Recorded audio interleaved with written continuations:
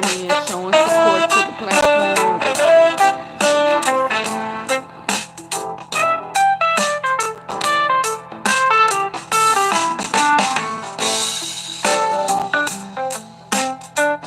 Let's spin the beat tonight. Come on in, let's spin the beat. Yeah. Let's spin the beat tonight. Let's spin the beat tonight. Let's spin the beat.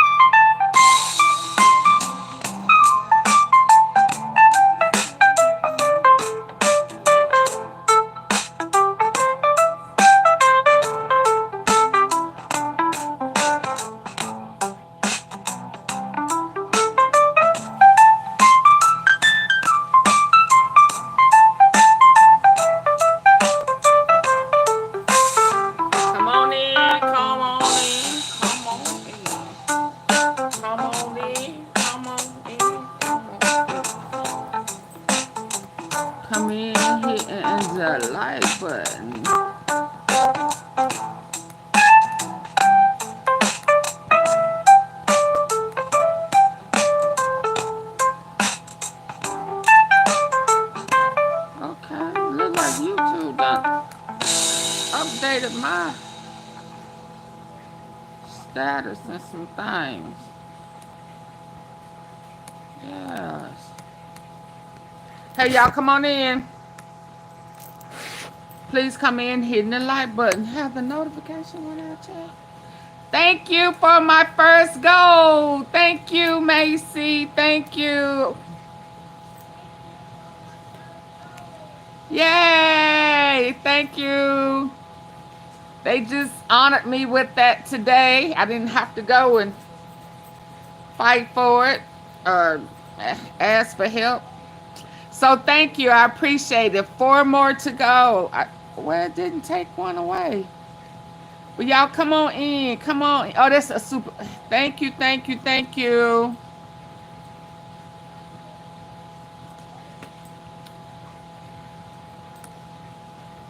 Oh. Run this bad boy back car. I need a bubbles.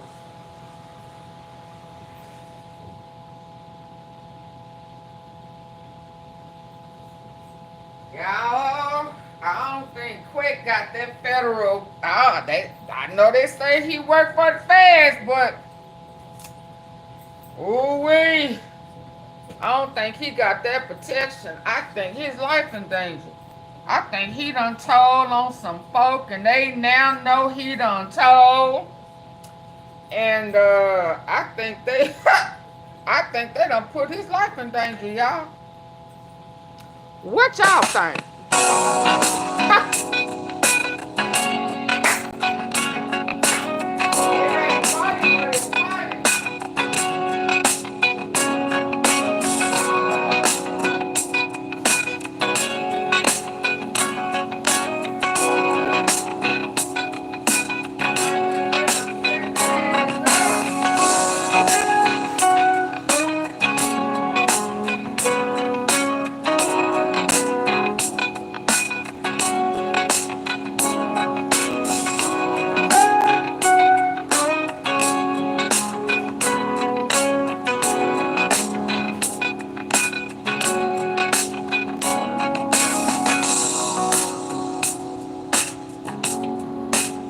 I think if there was ever a doubt before who been messing with the plugs and messing with the street pharmacy and the traffic and who been snitching after what happened Friday, I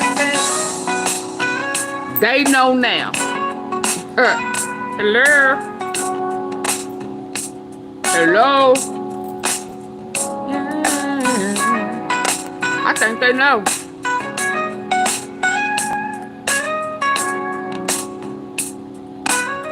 We don't listen to. This is supposed to be Christmas jam. I had to slow it down. Y'all come on in, come on in, come on in.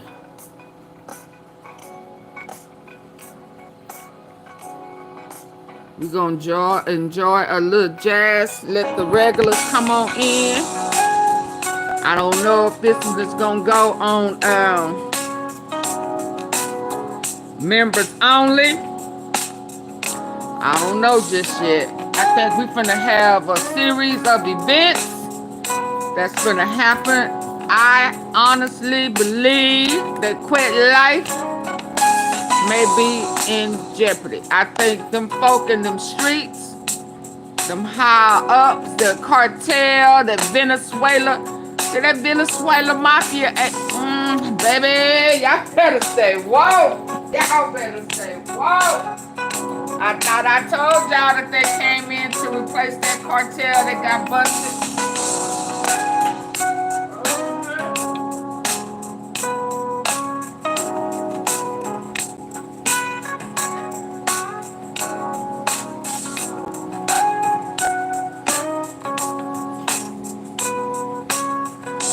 Still chewing and pause. You still chewing on pause for purpose. That pause for purpose was heavy yesterday. That was a whole 4-course meal with leftovers. Thank God.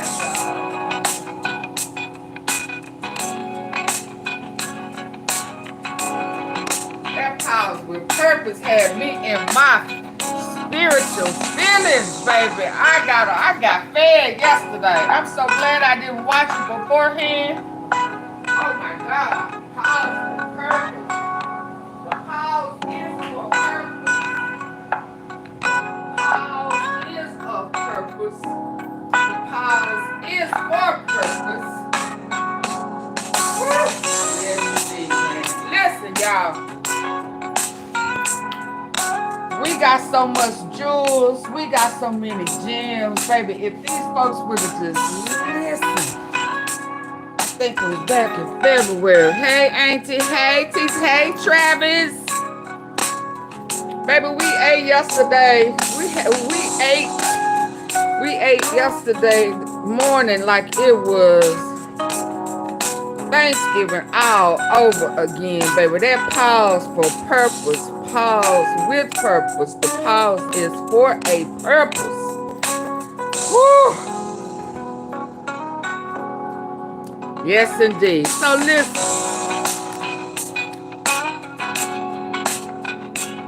These feds, they playing in our face, but they not playing in our face.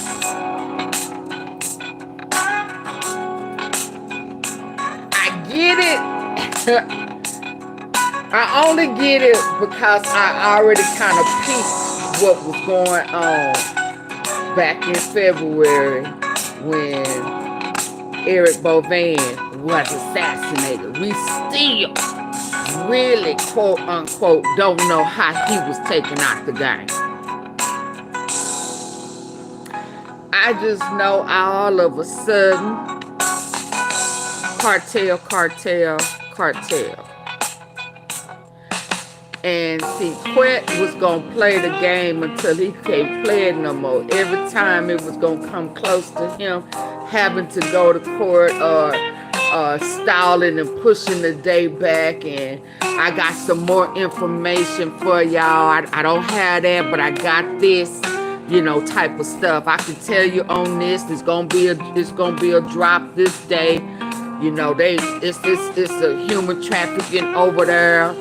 you know, car theft ring over there, you know, never giving them what they wanted. Hi, Ronnie. Much love from Missouri. Thank you. Shout out to Missouri. Thank you, y'all. Thank you.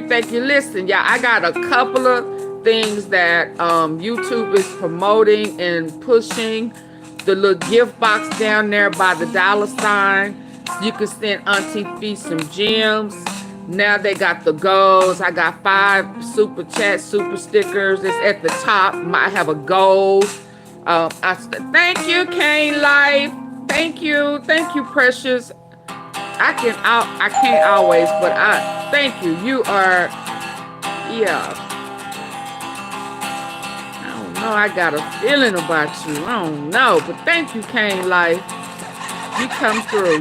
You are one of the ones who come through and support me. Thank you. So I greatly appreciate it.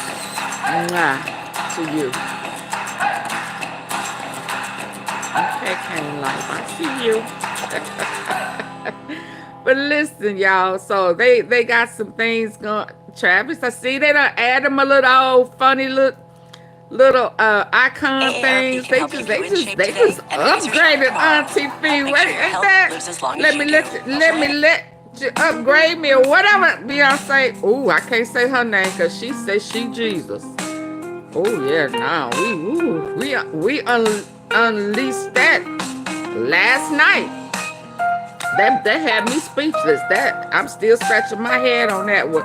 But thank you for the support, y'all. They got some things that they are promoting and pushing. And AunTeaFee is really trying to meet those goals. So do you guys, I can do that. I really appreciate it. So listen, baby, I feel like quit. Days are numbered. I'm not trying to be funny. I just don't think he got that support. I think they held off talking about Craig Petties for almost a year, waiting on him to give them what they asked for, and they asked for CMG fully.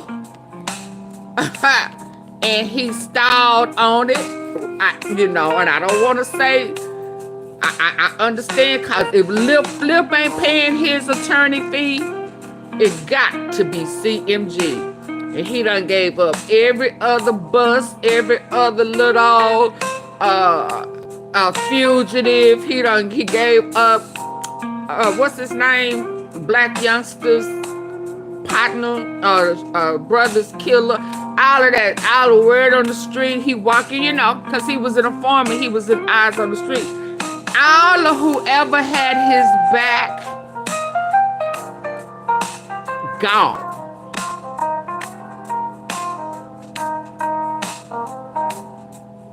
AunTeaFee, you just gone.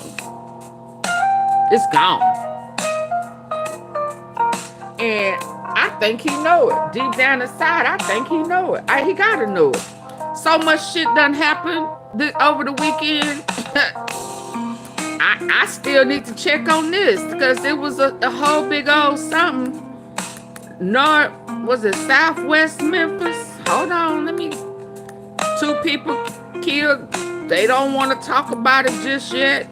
That was a little earlier. Did I still got that pen?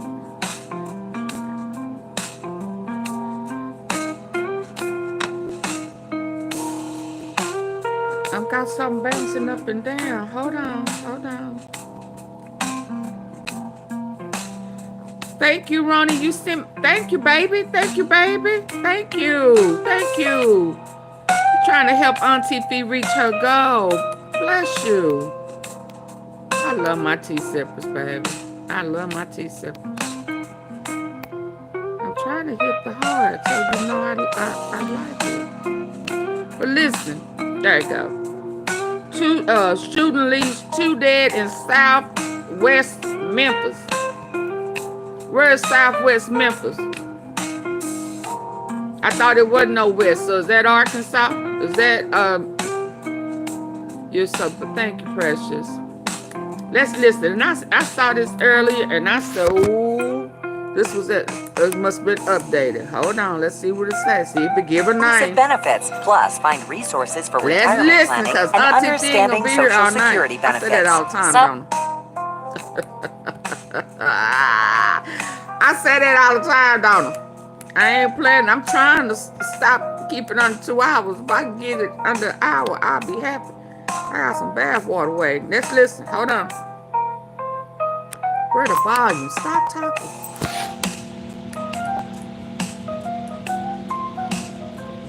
Hey, Chelsea. What's poppin'? Let's listen. Breaking news at 4 this afternoon. 2 people killed in a shooting in southwest Memphis. Thank you for joining us. I'm April Thompson. WRAG Shea Author is live right now off. Where is Southwest Memphis? West Memphis. I thought West Memphis was Arkansas. Is that not Arkansas? Or is it Mississippi? Where is that at? April Thompson. WRAG Shea Author is live right now off Manson and Delta Road. And Shea, what have you learned about the situation so far? Arkansas. Hey, April. This afternoon, we're still working to gather more details for you.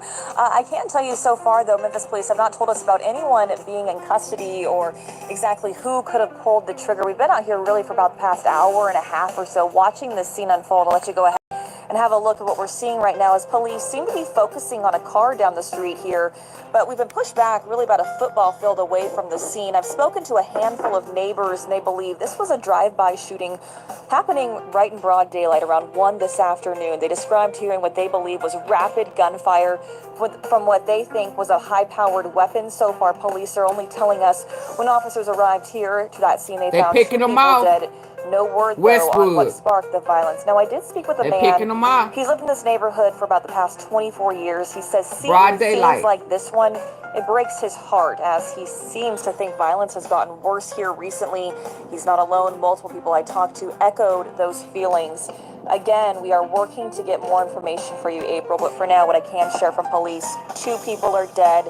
No information about who pulled the trigger has been released. We'll keep pushing for answers and bring you the latest as the news continues. Guess who they can't say doing it? Live in Southwest Memphis tonight, Arthur, WREG. Guess who they can't say doing it? Huh? Welcome back. Guess who was probably supposed to be out today, but guess who they can't say doing it? Huh? Huh? Yeah.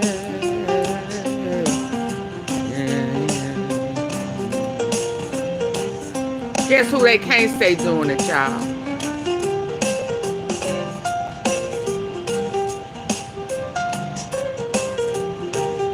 You know, listen, y'all. Can AunTeaFee keep it real with you? Jizzle, they can't say, it's our menace. He our menace. You understand me? He ours. He ain't nobody else's. He our little menace. They should have left Dolph alone. Huh? He our menace. But they can't say he did it. Because he was supposed to have court today, and they moved his court date to tomorrow and added another charge. I remember I showed y'all that yesterday. They added another charge. They trying to pin stuff. See? Y'all, are we seeing this? Right on. So that means it's enough. Somebody out there. Yes, ma'am, he is. See, what was paused? Whatever was supposed to happen today. What did I message yesterday, Granny? Paused for a purpose. See, they'd have been trying to pin all of this on him. Let's just keep it real. Can we keep it real? Can we keep it 100? Can we keep it 100? Did she just say 100? Can we keep it 100? Yes, indeed, baby. Yeah, let me show y'all something else. Two girls got picked off. over 100 rounds on their Carter Day. Not too long ago. Y'all understand? They picking them out. Somebody is they getting retaliation. Now, I don't know who know who. I don't know nothing about none of that. But oh boy, it's the first car I saw. He said LBG, LBG, LBG, check on your people. I kept saying LBG. Ooh, some of these horns just be going up outside. I must have had a commercial speed. Hey Patricia, I understand 100. You understand that 100? Is that Laquita or is that AunTeaFee? Did AunTeaFee say 100? Or did she no, she would have said 100. Laquita said 100. Let's just keep it 100.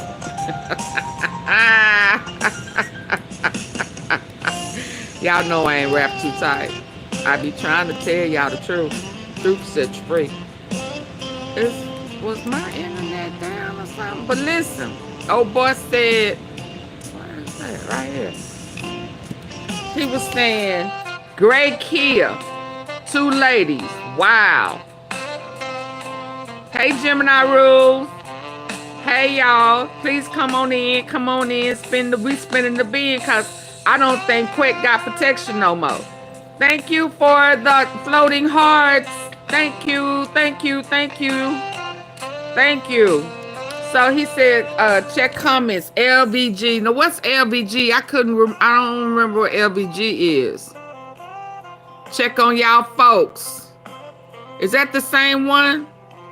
So, so is this Manson? So it was girls who got popped. They said it was over 100 shots. Is that the same place?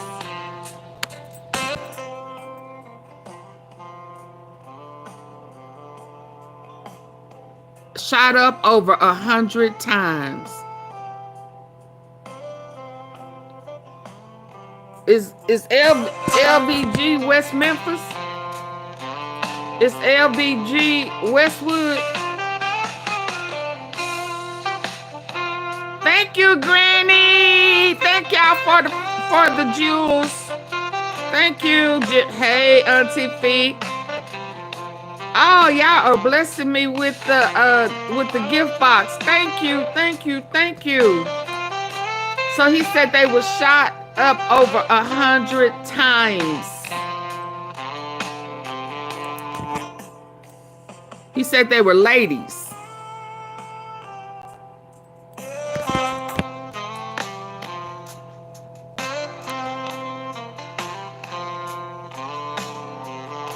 There's a lot going on in them streets, y'all. What else happened? There's a lot going on in them streets. I don't think Quake got protection. If we go into my archives, that's sad. It is sad. I don't think he got protection. They talking about Petties, and we already know. Bless this lady, y'all. Let's pray for this family. She said her husband was trying to cook for her. That's what she said. She said he was trying to cook and clean.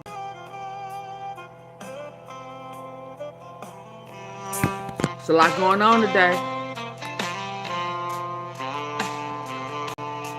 A lot going on today. Macy, is the gift box only for members? Nope. Nope. The gift box is to show support.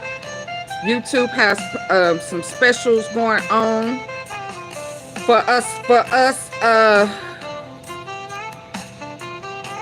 No, so I don't think that's for members only. But thank you, Gemini. Oh my goodness, y'all are blessing me. I want y'all to hear this, but because this lady is saying, Granny, y'all, thank you, Granny Gemini. I thank you.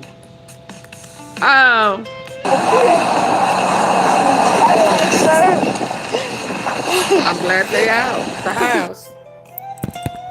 I'm glad they made it out this house, Lord.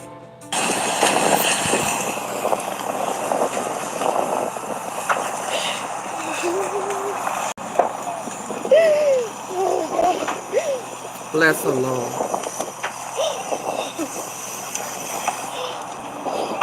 Hi, I missed it. It's okay.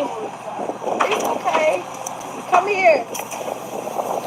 She said they was both in the house. The smoke overwhelmed them. He was telling her to go out on her end, and he go out on his end. You know, she said that she could still hear him talking to her in the midst of all the smoke and the fire. Thank God they made it out. Thank God they made it out. Thank God they made it out.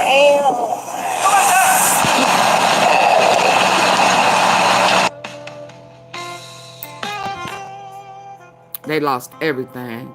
And I do not know who they are. I can show you her name. I think that this is the lady. Oh man, this is sad. This is sad. This is sad. Thank God they made it out though. Thank God they made it out alive. I only have $sign today. You said, is the gift box only for members? No, I only have $sign. Are you on your phone or you on your laptop? I think the people who can see it is on their phones. Granny, are y'all on y'all phone? Granny and Gemini, are y'all on your phone? Cause I can't see it on mine either. Let me show you what I see on my yes ma'am, he is. Oh yeah. Oh, let me go there. I'm on my phone. Yeah, they on their phone. Is it on the iPhone, Granny? Or Android? I know I can't see it on my, I can't see it on my laptop. I'm trying to go back to it. Why is it not pulling up? Android, she on the Android. See, I can't see it down here on my laptop, but I can see it on my tablet. I mean, on my phone. Granted, she says she's on a, okay, there y'all go. Okay.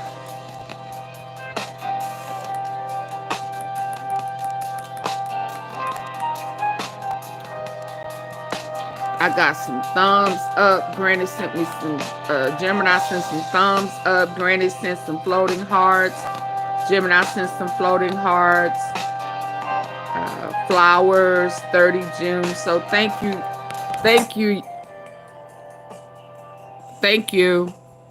I so greatly appreciate the support, the love and support.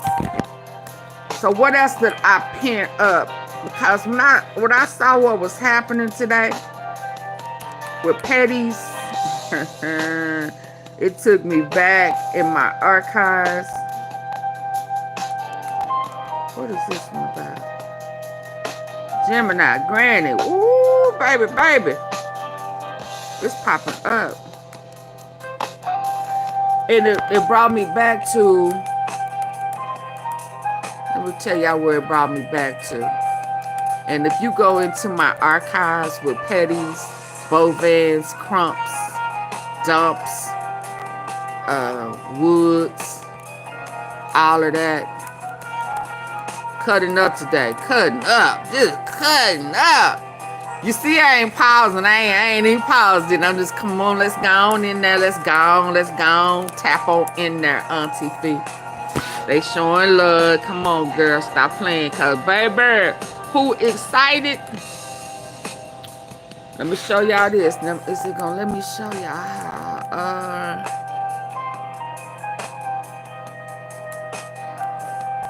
I'm gonna show y'all some on my playlist. I just need for y'all to go and be prepared for what's about to happen. Cause once they start going real heavy off into this Petties, I'm sure the trafficking that we done already talked about, right?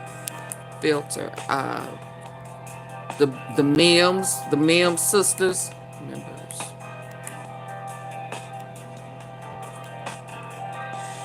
I'm not gonna find the Bobos. Whatever happened to what was his name? the one who was the gun person for Heavy Camp. Then Moneybag and them put that hit out on him. He was a Bobo. He was in the military. Cadet. Lieutenant. Oh, man. What was his name?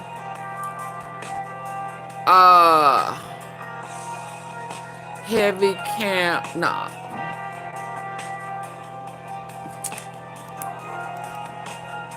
You're going to make me go into my archives.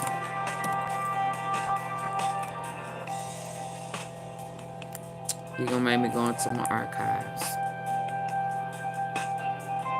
Can somebody tell me what the name is? There him go. There him go.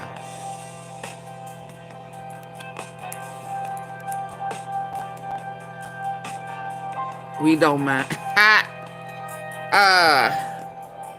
Red Game Nick. Yeah. Y'all remember Red Game Nick?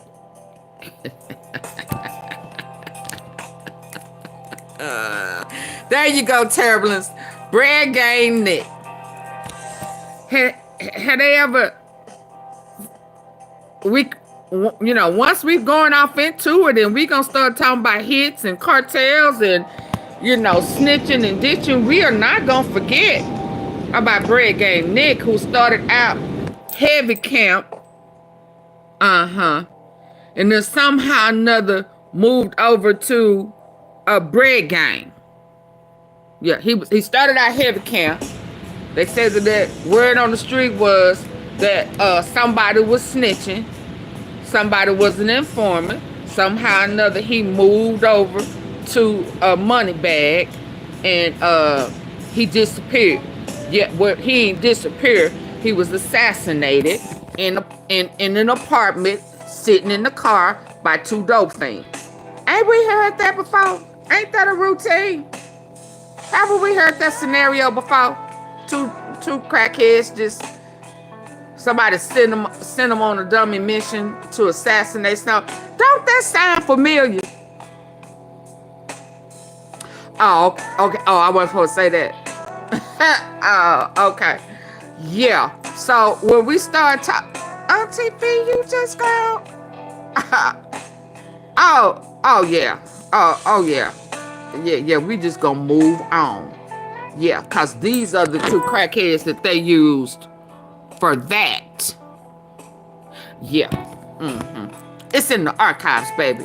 My archives is hell. My archives plays no games. Okay?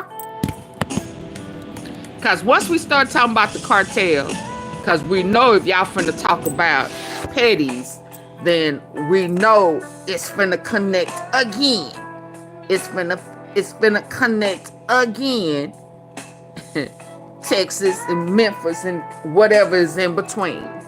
Because we already know Craig Petties operated out of Texas and Memphis. We already know that the cartels, the Seniola cartels, is tied to is tied to them as well, because he tied to Houston, he tied to Memphis, he tied to Atlanta, and he's tied to, I think, Chicago. We already know that he's tied to trafficking.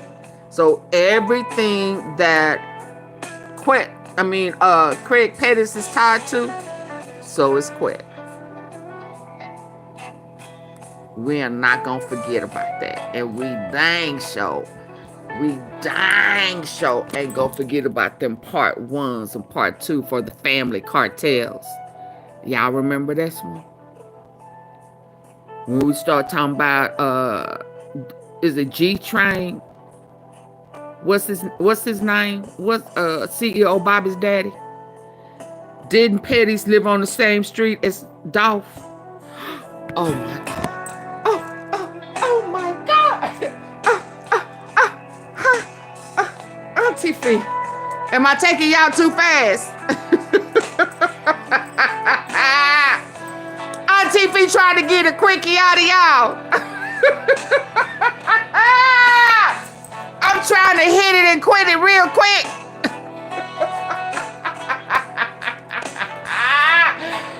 when I tell you I don't think he got the protection no more? They waited just as good until after he decided that he wasn't gonna take that deal to pop out and start mentioning Petties, and they finna do a movie. They about to, cause they was trying to keep that under wraps. They was trying to keep it under wraps. It's been some snitching and ditching going on. People been being picked up for stupid reasons. They say, let me double check, because they say Stupid Duke on his way home. Quit ass in trouble. Quit ass in trouble. His people in trouble. Everything he loves is in trouble. You can best believe that. Hello, exposure. Yes. So they mean they know now. He done snitched. He ain't got no protection. His ass is going to the federal, well, he's going to the penitentiary. A RICO coming. They finna tap all they asses. That's why them parties look scarce. Reckon Quick gonna make it. I don't know. I don't know. Macy, if I can be 100, I don't know. Like, the thing is, I'm just sick of crying. I don't know. The thing is, I'm just sick of crying. Patricia, don't laugh at people. me. I don't know. I was about to say mine. I was going to say, I don't know mine. I was about to get ganked. I don't know mine. I don't know.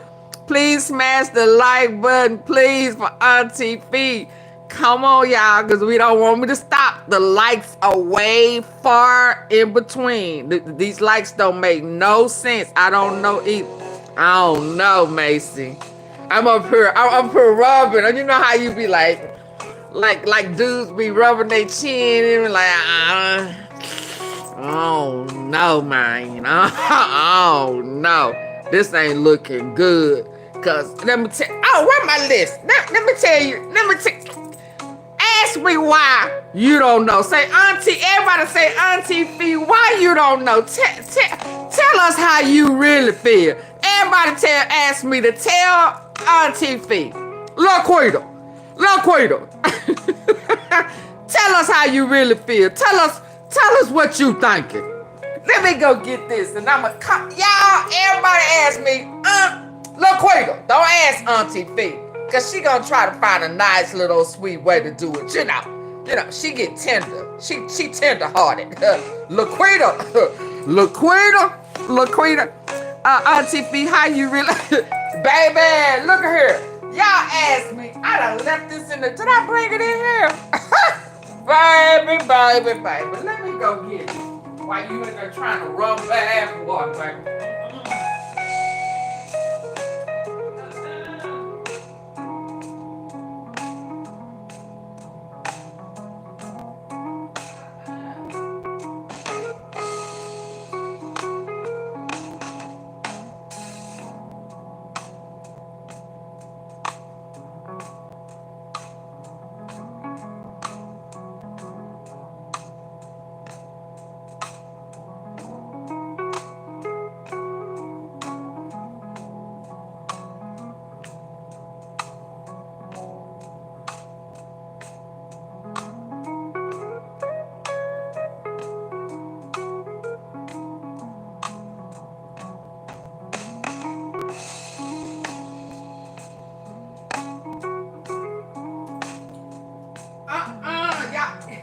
Everybody done asked me.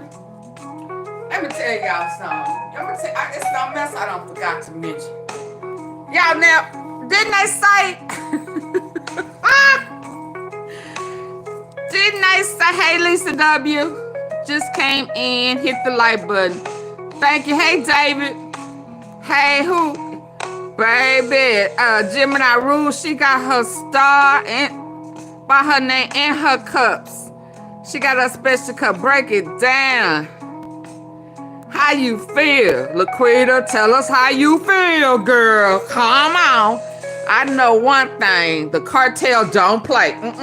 But see, the cartel got busted. The cartel, I showed y'all yesterday. Or was it today? where they got 500 bodies and shit. Missing Miss Vicky. Oh, Miss Vicky, where Miss Vicky? Oh, y'all, and let's keep the Debbies lifted. Debbie S. and Debbie Hudson.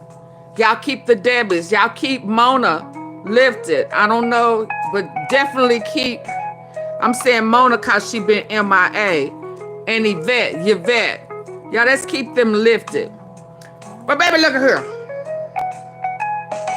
Didn't Big Meech snitch to get out? Baby, wasn't he tied to the same cartel as Petties? Wasn't they tied? Yeah, baby, look at her. Wasn't Quet ass, baby, look here. So look here, and let me say this. 98% of the time, AunTeaFee don't write down stuff. I don't write down nothing. I freestyle. I tip 98% of the time. Only time I may write down something is the people names, you know, the names, and I'm gonna research their names and research to see who they related to, or if it's that was that infinite stuff. But look at them right there. Let me tell you what I got wrote down today. I said, Quet deal fell through, life in danger. I gotta start by it. Black youngsters charges was dropped in Texas.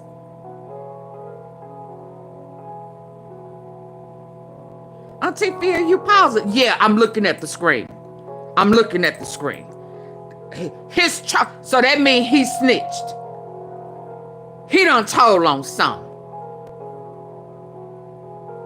Yeah, I got an asterisk by that too. Big cartel bus. Now I'm looking at Big Juke's assassination. I was thinking one thing one time, but I'm thinking maybe now it could have been cartel related. You remember when we were saying somebody may have given the green light on the family side? They knew that they was gonna have to sacrifice him, costing some dealers and shit. Do y'all remember AunTeaFee talking about this?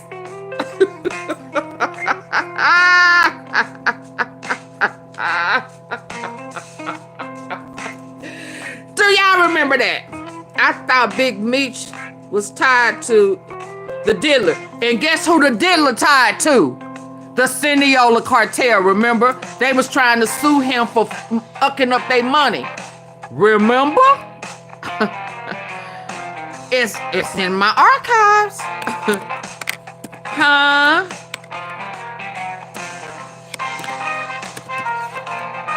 Hello. I remember you spoke on it. Come on, Lisa W. Come on. Hello. Hello, stay with me. I need for y'all to see the big picture. I need for y'all to see the big. Nobody was looking for who unalive Juke. Everybody know who killed him. But it was speculation about his family. Thank you, Gemini. Thank y'all. Yeah, I remember. Yeah, but now we know that the cartel was hot. It was some snitching going on. It was some setups. It was some deals made behind the scenes. Led their asses straight to El Paso. They thought they was going to look at some property somewhere else and land their asses right in Texas. Gemini say, turn up, Laquita, turn up. Hello, are we on the same page? I ain't forgetting nothing. So shit, if it was a hit, if it was a bag on his head, it was whoever got to him first. But you know, to be taken out right there by his mama, I almost said Mamie, but I ain't gonna do it like that, cause I can see why they look hood out. I can see why they did not want to have the big old elaborate things, including everybody, cause family. Diddy sued by who? cartel for 600, the 666. You see the symbolism? 666, the devil. Y'all get the likes up. She just sharing the facts. Hello. Hello. Tea sippers, are you with me? Oh yeah, we having tea, not going nowhere. Tea sips, are you with me? Y'all with me? 666. We just talked last night about Hova and saying he God and Beyonce song saying she God. They song together. Y'all know that they made me delete that out that take that out, that video last night. The Carters did not want me posting that. She called herself Bejesus.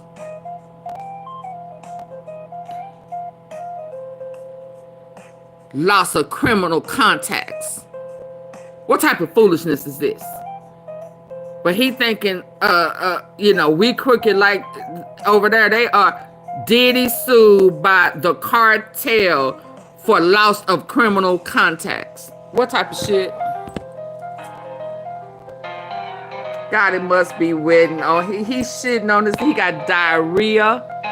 He got diarrhea. He got gas in the ass. He's sick in the stomach. He can't hold shit down.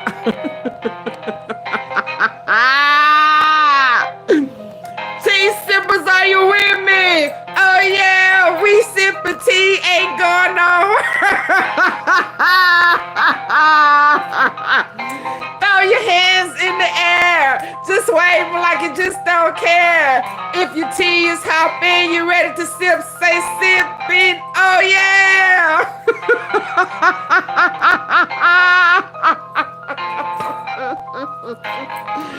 Yes, baby, because them dots came together. Bullseye. It's coming. It's going down. Quest should have took that deal. See, he thought he was still going to get away with being a part of taking out Dolph without having to go to prison. Silly rabbit. Tricks are for kids. Now whatever protection you have, you really don't have. All bets is off. They going to trial. At first, they didn't even want to say they was going to hit you with the murder and attempted murder. They just started talking that less than a month ago. Yeah, you thought sipping, oh, with the Bovans. Come on, what I see? I heard the Bovan guy was unalive and his son was unalive at the Big Juke. Big Juke is his son. That's his son, his uncle's son. his nephew's son. Yeah, Big Juke, Eric Bovan, that was his uncle daddy. His mama was sleeping with her sister's nigga. Oh my Lord. Lord. Oh, I wasn't supposed to say that.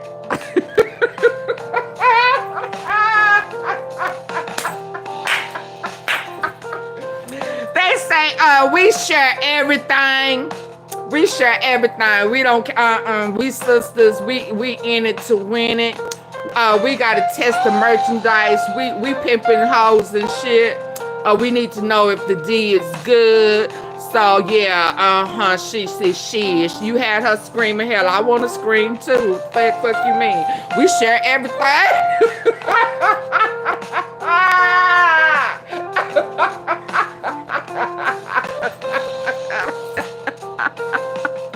Hey, Debbie Hudson, I told us to pray for you, baby girl. Yes, baby, they were sharing that dang-a-lang, so Eric Bovan is Uncle Daddy.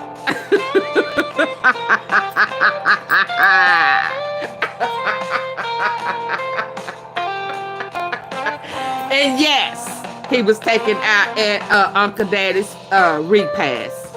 He sure was. Right there in front of, well, hell, if he Uncle Daddy, shit, his mama is mama, ain't he?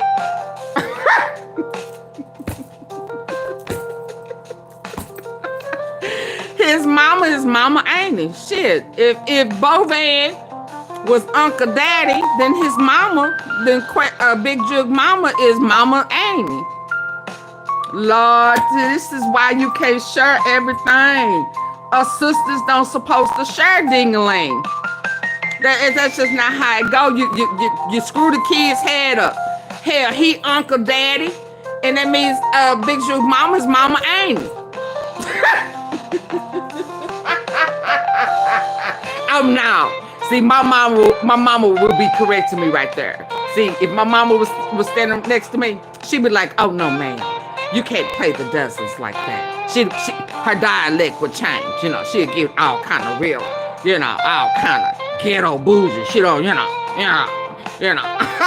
She'd be like, "Oh no, it's no Mama Amy. Hell, she had him. That's sister mama."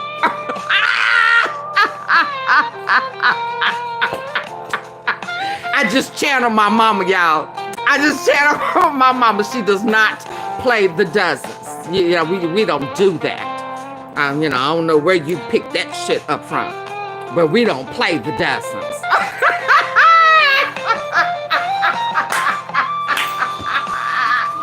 And here I will be going. Here I would be like, well, I don't cuss in front. I don't do that. But I would say something like, well, if she was, you know, well,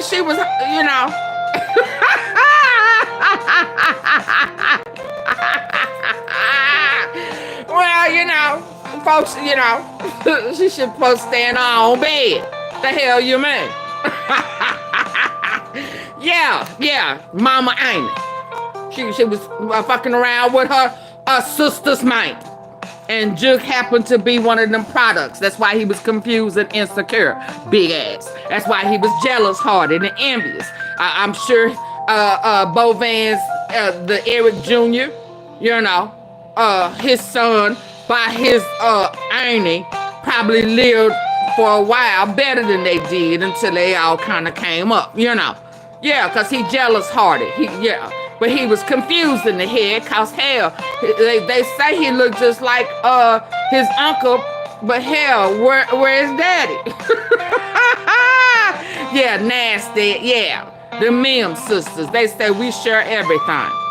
And so Eric, hell, we gonna share this thing. You slide. Didn't Diddy do that? He slide in one bed and slide out the other.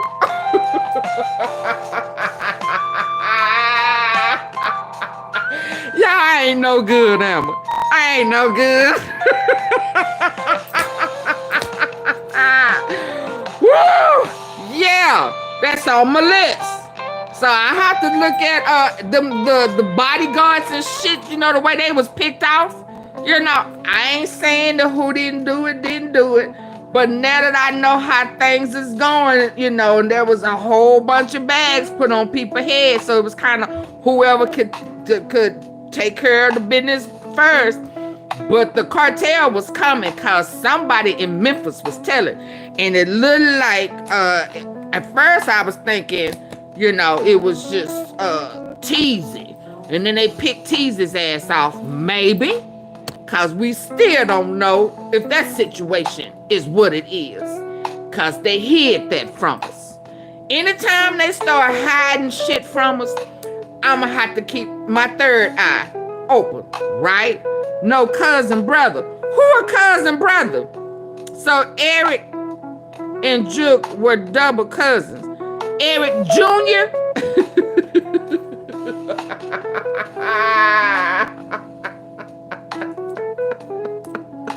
You talking about Eric Jr. Big Bovan's son. Teasy, they don't even speak on. They didn't speak. Let me tell you, it's two people they didn't speak on right off the bat. Now that we talking about it. Teasy was one, and the guy who provided them with the ammunition, Heavy Camp. Yeah. Eric Jr. and Jug was brother cousins.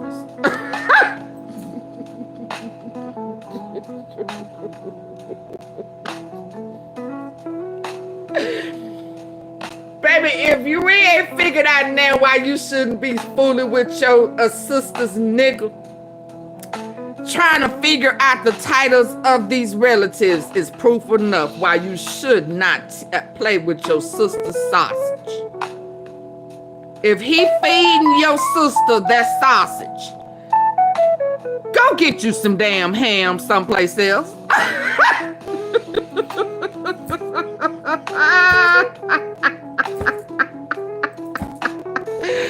Leave your sister's meat alone. It confuses these kids, and we wonder what's wrong with them in the head. It started. That's always a root. I be trying to tell y'all, it's always a root. And that shit is up under that damn rug. And you be trying to figure out why they mad, why they angry, why they can't read, why they really can't do this, that, and the other, and why they rebellious and talking shit, can't do right in school and all that shit. Cause you was fucking with your sister's sausage.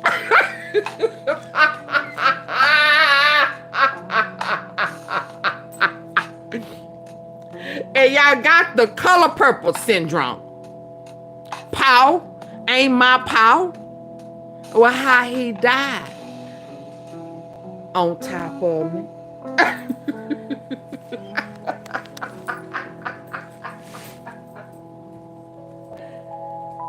Hold on.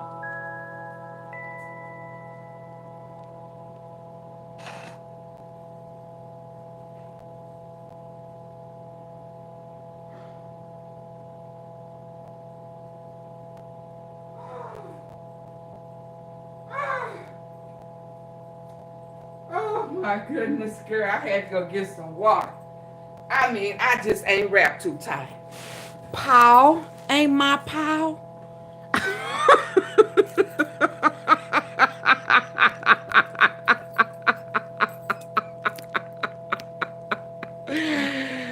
Oh, that's why these folks is crazy in the head. Intermission. I had to have intermission. Yeah, I had to go get some. I had to slow my roll. You got me in the kitchen, baby. My finger, baby. You cut your finger.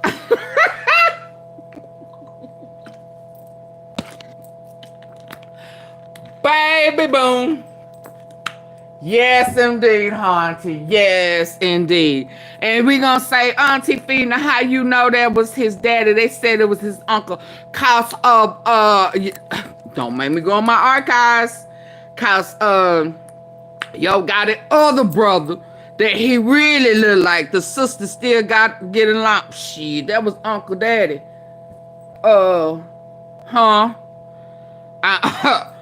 They say they share everything. We gonna share this money. We gonna share these streets. We go shit.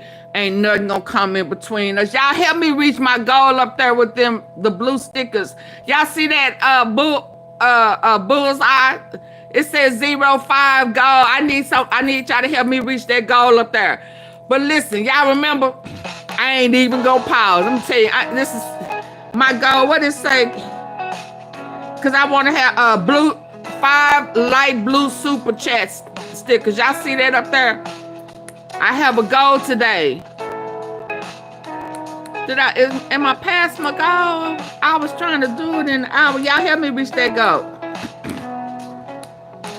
So listen, y'all remember the guy, the pastor. Thank you, Granny. Granny Rules. Gemini Rules. I can't see. Gemini. Hey, good morning. Not you. Y'all remember when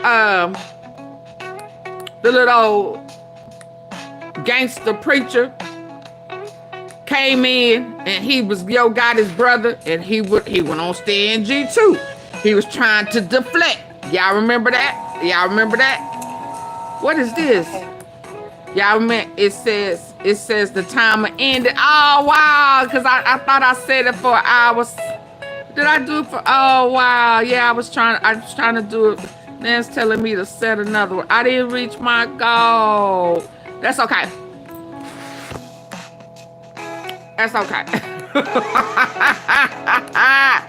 That's okay, AunTeaFee. Yeah, what is this one? Okay, yeah, baby. I got the archives. I'm sitting here waiting on y'all. Let's see. Let me look at this one before I go. Yeah, I'm not gonna be here long. This was just 9 months ago when I did this one. See, it's on members only, y'all. Cartel connections, Petties, Bovans, Woods, Bobos, Mims, Hewlett's, Crump.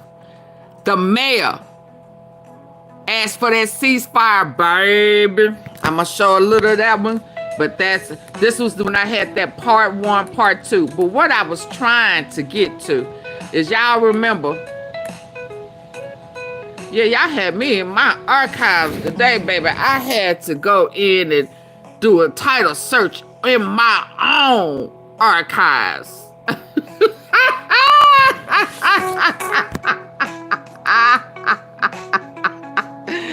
Gemini, God, God gonna bless you anyway. Thank you, Debbie Hudson.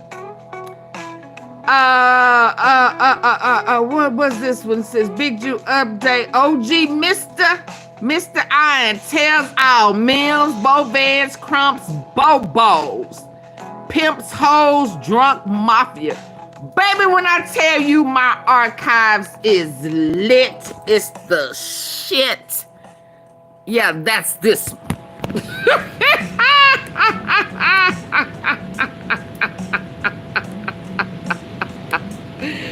Woo, baby, I'm marking them so we'll be able to come back when y'all, you know. But that's here. Let's see how long ago was this one. I was hot as fish grease, wasn't I? This was 10 months ago. It says Big Juke update. OG Mr. Iron tells all Mims, Bovans, Pimps, and Hoes, drug mafia, drugs, pimps, hoes, drugs, and murder. But that ain't what I was looking for. That ain't what I was looking for. That ain't what, AunTeaFee, that ain't what you was looking for. Let's see what this one is. This one says, Yogotti quit, Bobo's, Judge Coffee, and Boyd Connect. I ain't checked that out. But let me go back to what I was looking for. What was you looking for? What was that man's name? It was Yogotti's. Oh, y'all thought I forgot what I was talking about?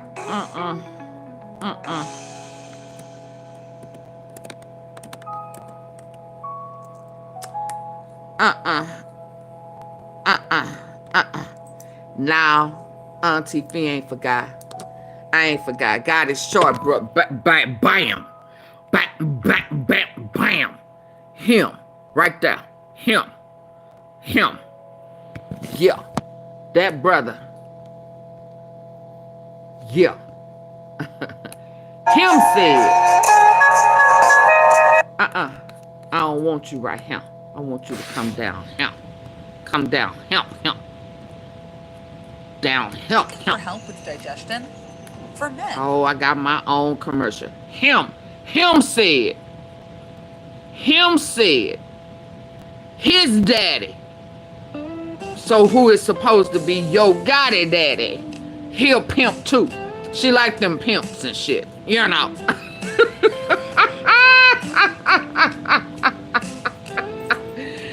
He said him daddy said that was Big Juke's daddy that died.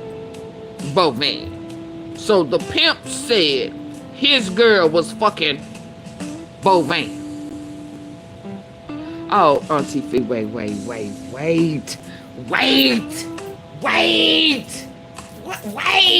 You're taking us too fast.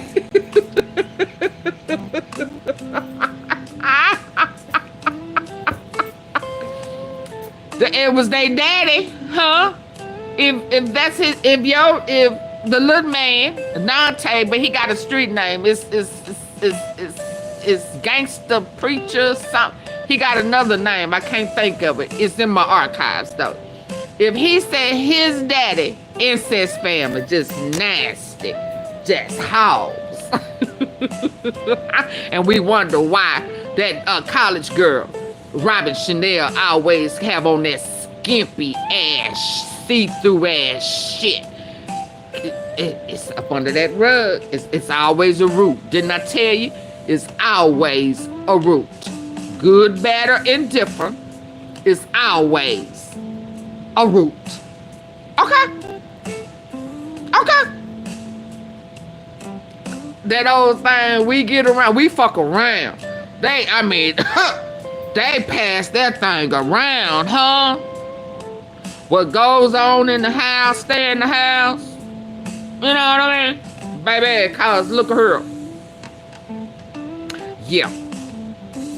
That little shorten, him right here. Oh, it's going. It done started. I ain't even realized. Him said.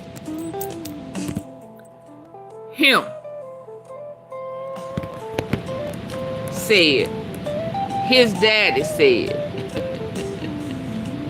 That was Big Juke's daddy. Pastor. Let me see what this says. Let me cut it down. Him. Yogotti brother. Lil man. So as I was checking it out, I guess I was too sleepy the night before to dig a little more deeper to try to connect the dots to catch them together. But I caught it today. She caught it that day. Y'all, please get the likes up. This is Pops. I had seen him before. Do I need to cut it up? Let me go show you where I saw Pops at. Oh, I'm sorry. This is AunTeaFee about them facts. How you doing? Friday night.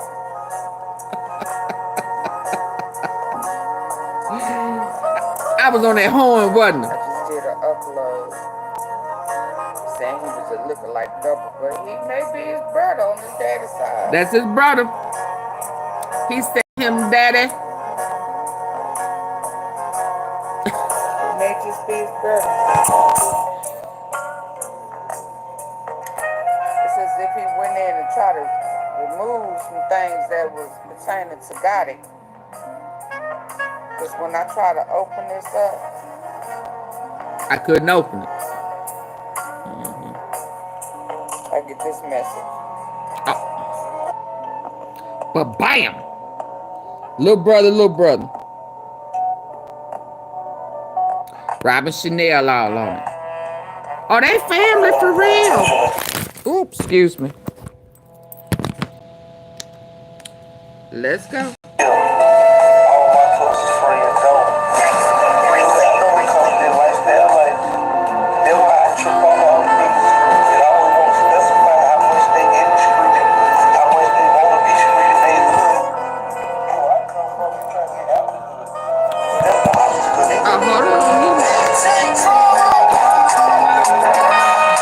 Twins.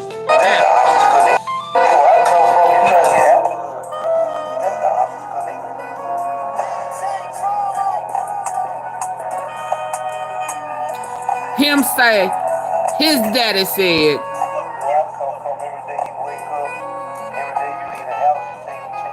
the real ends. That's his name. Ends.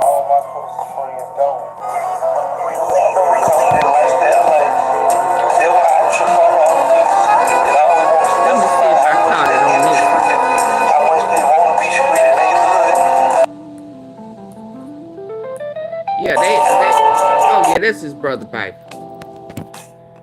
Him said, they daddy.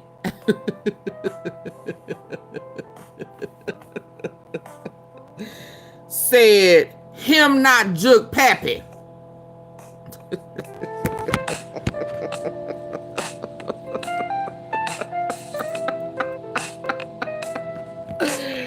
I play too much. Him said, his daddy said, Juke Pappy was bovine. His mama was one of my hoes. And she was fucking around with her sister's man. Lil Eric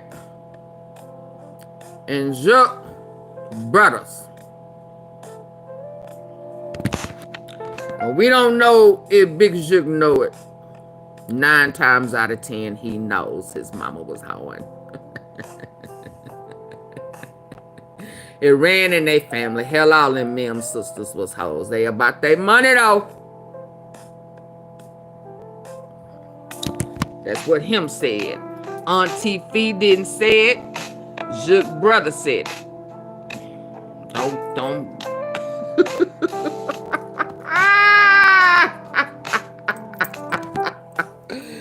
They look more like brothers than Juck and Gotti did.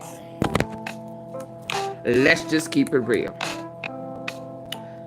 And what, AunTeaFee, you so full of shit. You lying that, huh? What you mean, pimps and hoes? What are you talking about? AunTeaFee, you play too much. You play too much.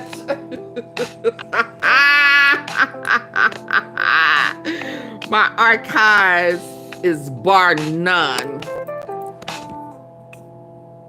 Bar none. Pimps down. Hoes up.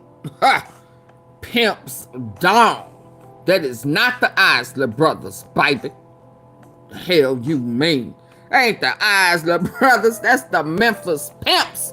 And him right there is Pappy. That's Pappy. That hoe ass Mims Gov fucked off on me and went and got pregnant by Biggie. Ha! Him said Big Jucks was Biggie's son that was married to Jeremem's sister, Janet. He got his J's mixed up. Hell, he thought he was fucking Janet and he was fucking Jerry.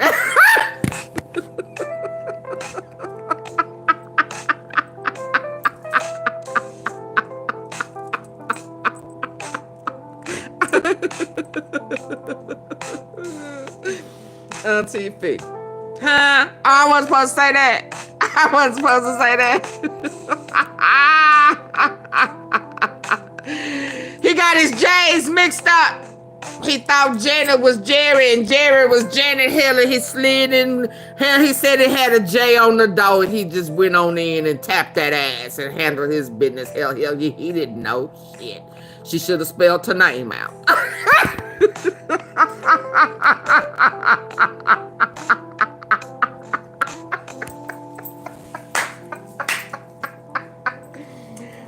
Baby! See, this is what happens when y'all had me.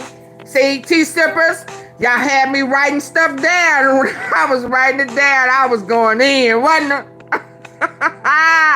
Hey, Gemini Rules. I wasn't supposed to say that, y'all. They should have left Dolph alone.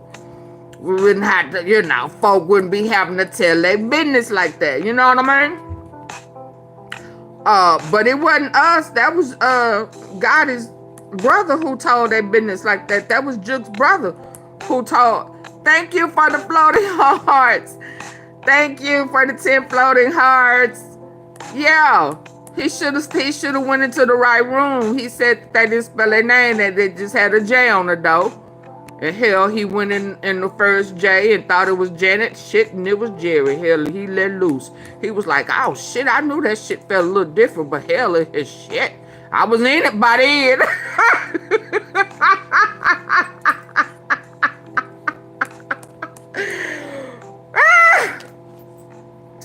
AunTeaFee, what else is on that damn list? But okay, T-Sippers, do we remember that Yogotti other little brother, his other brother, told off. He told the family secrets. It's in the archives. Okay? We gotta also keep our eye on Big Meech, cause then one of the T-shippers said the butt naked was us.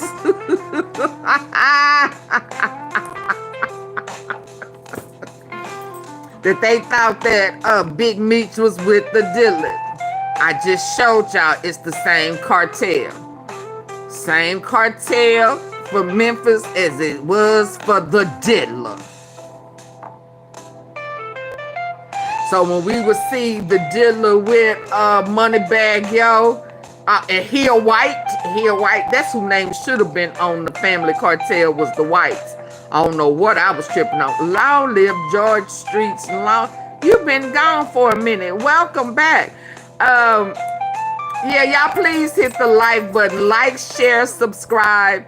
Join the memberships. A lot of this stuff is finna go on memberships because it's about to get hot. And so I don't want these people that's gonna run into my in my archives knowing good and damn well ain't nobody connected Petties to what's going on right now. But who? Me and my tea sippers. We went all up and down up in there. Hello. Where that picture when their asses was in jail and I found the Papa Crump, when his ass was up in there. Around that same time with Petties, when Petties went up in there. Yeah, baby, we got it like that. Let me see where I can find it, because I still got it pinned somewhere. This Debbie. Oh yeah, okay. I'm finna say well, heck, that's why I ain't seen you, Debbie Hudson, in a minute, nor George. But hey, yeah, I had to send a little prayer for you, boo boo. Let me see if I can have to dig too deep. Did I remove it for this? Yeah, I remember I found their asses in jail together. Oh yeah, this shit deep. It's booty hairs, whatever OG Jacario be saying.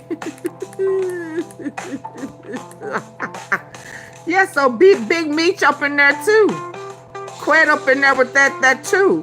And then guess what else, baby, when I was digging in my archives, making sure I could put this cartel shit on members only. Yeah.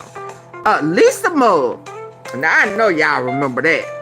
Now, if old boy here, move on out, because I know you related to her, and I don't have no problems with you. I don't have no issues with you. I like you.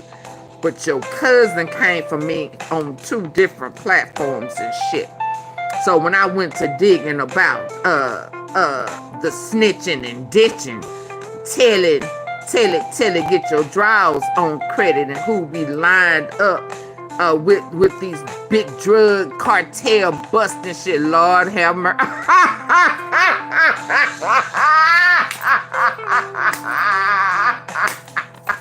Yes, auntie.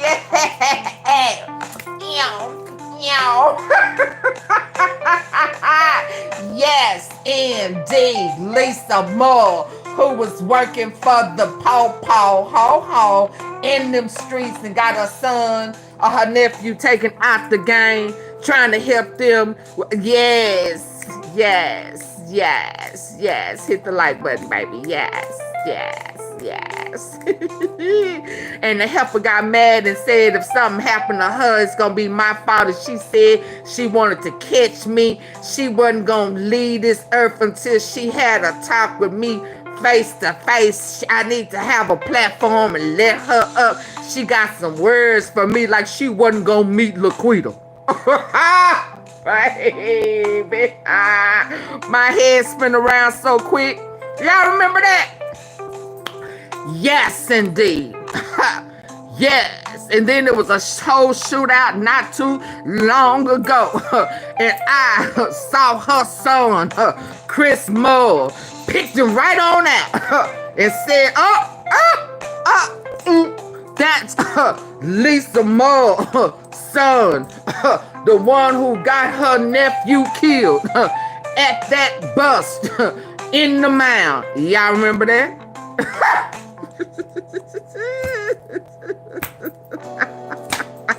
She was sitting there rubbing her face, saying that ain't how it was supposed to go down. She said, Lord, Lord, Lord, I told Chris to get his ass up out of there. He got out, but my nephew decided to drive in front of them marshals, the deputy, and they shot him down. He don't know. She was talking about her son. He don't know. Y'all remember that? He was not supposed to even be alive. Y'all remember that? Oh, yeah, boo. Heifer thought she wanted some of AunTeaFee. They ain't safe, y'all. Yes, indeed. Y'all remember?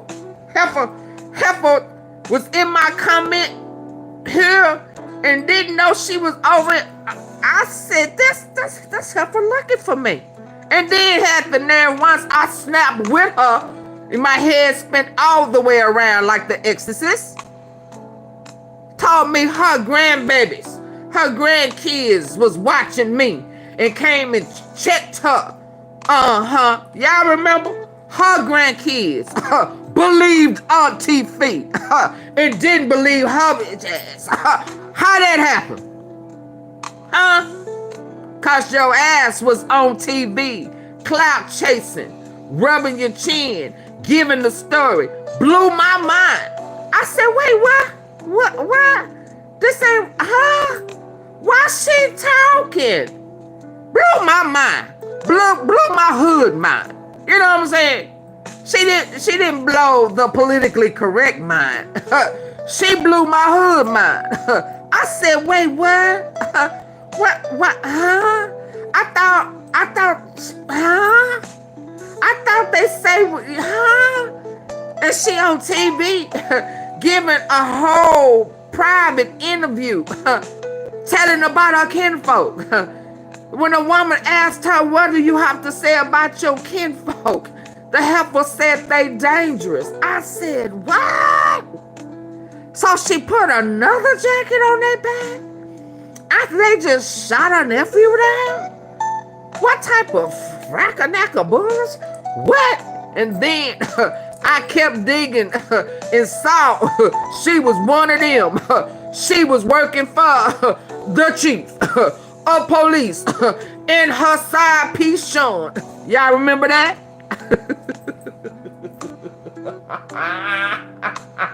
I'm saying all this to say, Quet ain't safe. Whatever protection he had, he don't have no more. He don't have it no more. Why, AunTeaFee? Tell us why he don't have that protection no more. Cause he didn't take that deal on Friday the 13th. All bets, protection and all, funds and everything is off. They let the dogs out on him.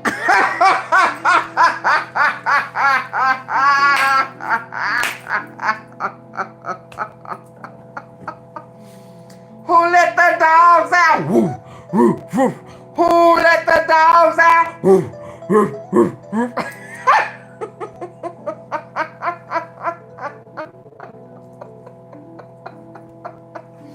Y'all ain't around 2 times. Do y'all know how hard we done worked for 2, 3, 4 years? Do y'all know how hard we done worked? Y'all give it up for yourselves. Y'all need a round of applause with AunTeaFee. We gotta laugh at this shit, cause baby, look at here. Look at him, look at him. Look at him, look at here. The big attorney, the big lawyer came out. Man, it had to come out, huh? They don't want to play with the little dogs no more. No, if he don't sign it today, all bets, all deals, all protection, you breathe, you step foot out that motherfucking dog. You gonna let the streets handle business? And if they don't get you, we gonna lock that ass back up. Know that, is full. No more playing with that ass, because you did not take the deal on Friday the 13th. Everybody, Petties, everybody, I told y'all he was still putting out hits. He was still operating. He was still calling shots from the penitentiary. I told y'all that. And they know it. How they know it cause of quits. How did they know that the guy that was in Houston that had that 40K sitting on that books? How did they know about the big move, the shift, the setup for the Siniola cartel? How did they know? How did they know these big old $1,000 million? How did they know about Pee Wee Long Way Harder? How did they know? Quint thought he had gave them enough. He had snitched enough. How they know about the big old human trafficking in Florida, Texas? Quint. Y'all remember Quint was going to funerals and shit in Miami. They say he went to, what's his name? Big Juke's funeral. He all over the place. He in the mound at a fight, in a shooting, sat there till the guy shot the guy, and then he walked all of that. How they know? Cause Quint told them so.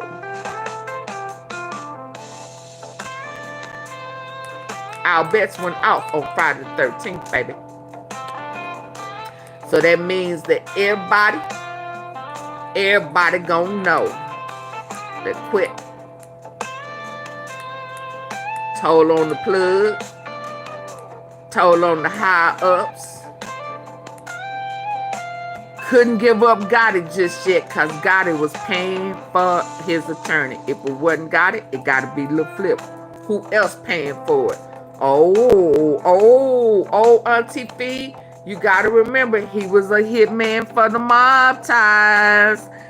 Oh yeah, they will be involved with the cartel, Siniola cartel as well, which would also be BLACYOUNGSTA, which would also be LILMIGO. Hello, is he trying to save his family? I don't know. They tapping women to females and shit. I don't know. My hands is up like the police say, put your hands in the air. Y'all, my hands is up like, I don't know. I don't know. Ask Quint. Hell, he telling on everybody else.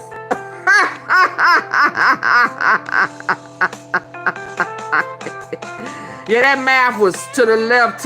He had that Beyonce syndrome shit going on. That mouth was to the left. Did the lights go up? They went up a little bit, nowhere near where they should be. Nah, they ain't where they should be. But I'm so tickled right now. AunTeaFee, Govan look different. Yes, indeed. That mouth was to the left. All y'all look. See how they playing with me? Look. See how they playing with me? They mad. The sister mad. AunTeaFee, you laughing too hard. Yeah, I'm thanking God for saving grace. Yes, indeed. Yes, indeed. Y'all, okay, so it says start another goal. Let me try this goal again, y'all. Let me try this goal. It's telling me to start another goal since I didn't make that goal. Can y'all help me make this goal? 5 super chats. Tier blue or higher. Lord, I thought I did it. So let's do, I guess it was just for 30 minutes. I don't know. I thought I did it for longer. Yeah, why it won't let me do it on this one?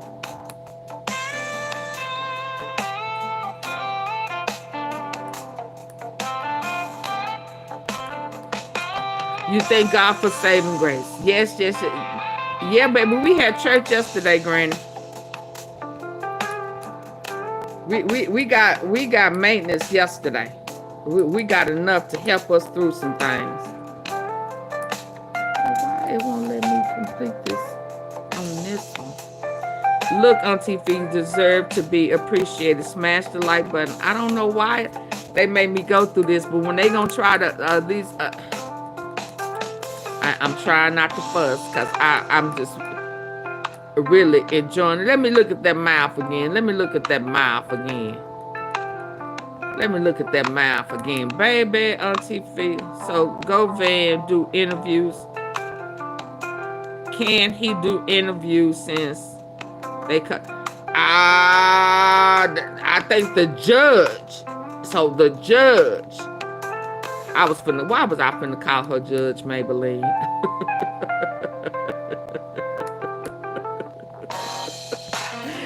Now, why was I finna call her Judge Maybelline? I think the judge gave him that order.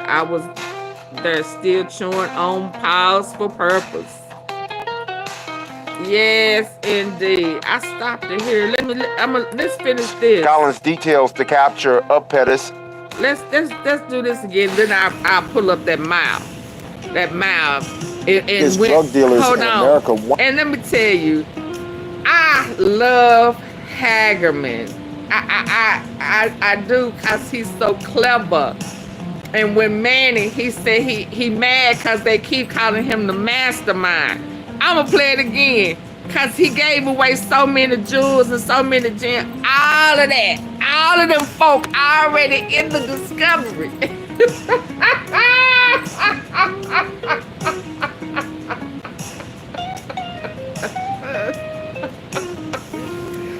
All them folk names is already in the discovery.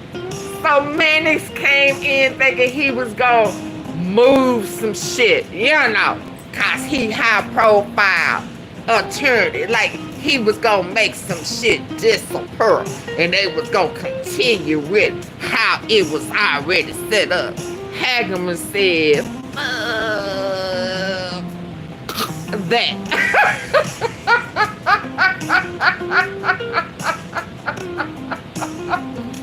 He said that. I done promised Mia J, the Thornton families, them kids looking at me with them big old pretty ass eyes. I promised them that they was going to get justice. Everybody, and I do mean everybody involved, is going to prison. How dare him think he was gonna have an interview? How dare him think he was just gonna walk out? Don't y'all know that Vlad called them attorney people and told him what this fool's plans was? He said he wasn't gonna spend not one day in jail. He was planning on being flown out. He was already planning to break the deal. He already thought the deal was sealed. Vlad snitched on him too, cause he a fed undercover. And that dumbass didn't know he had a wire on the wireman.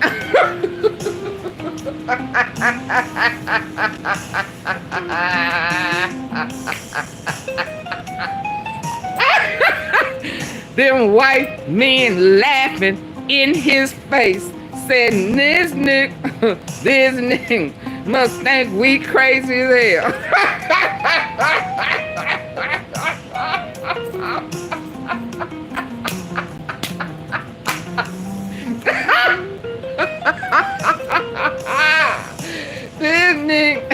This nigga must think we some fools. Silly rabbit, tricks are for kids. We gonna teach you a lesson today. You know we good at hanging you niggas.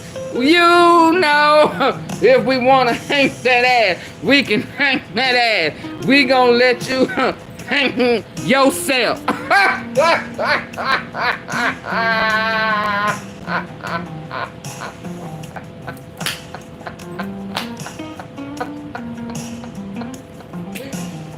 He think he playing in our face. Little do he know, we laughing in his. You gonna learn today.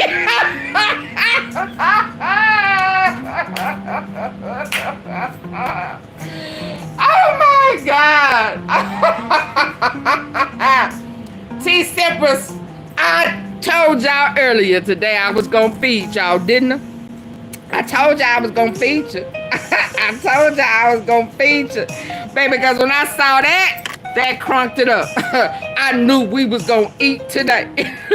I can't understand why Chicago or any other black, I don't know either.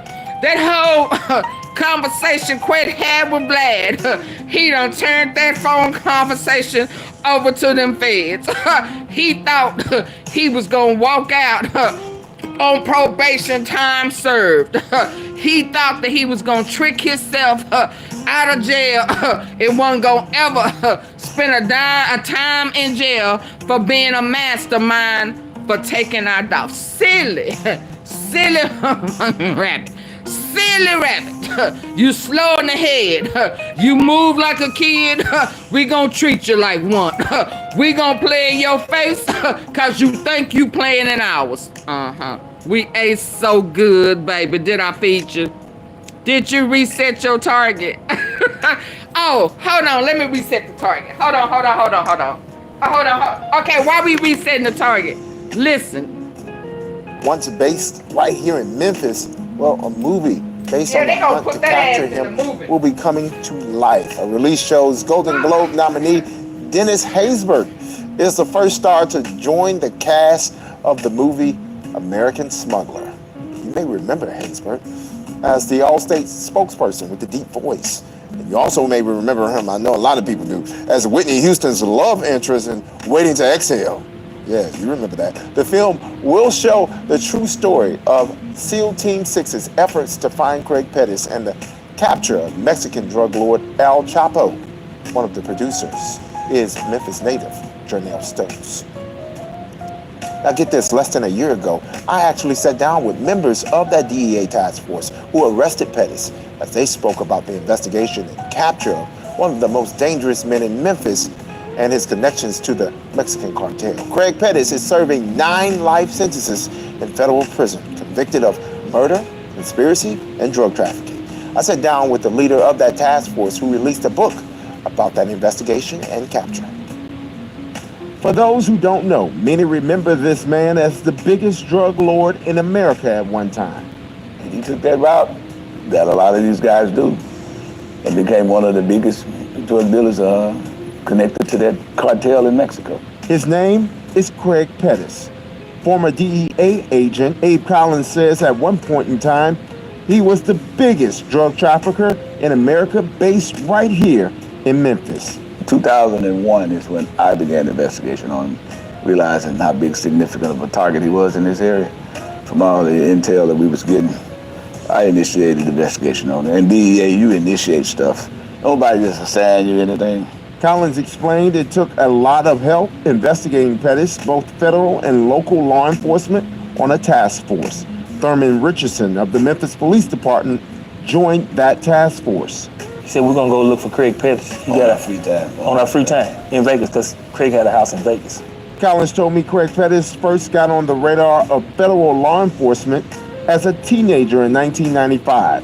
It wasn't until the 2000s when the DEA really started looking into his dealings with drugs. Collins details the capture of Pettis and the teamwork of the task force in a newly released book titled Gladiators. Unbeknownst to us, even then, this guy was already in Mexico. I just didn't know it. So as you go through the book, you will see it was just at a certain point that we realized that he was no longer in the U.S. He was actually in Acapulco, Mexico City. He had places all throughout the country of Mexico, being protected by some of the corrupt officials there.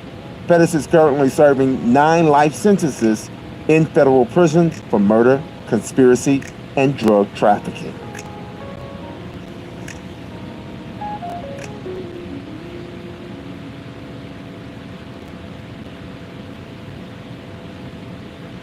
Okay, I restarted it. Petties was the Memphis plug with the cartel. He was the Memphis plug.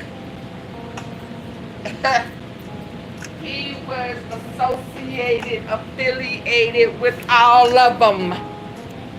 Yes, indeed. Quit was snitching on the operation as it was still in effect and working and operating currently. Mr. G, thank you. Okay, y'all, I restarted the goal. Y'all see it? Let me get to that map. Did it restart, y'all?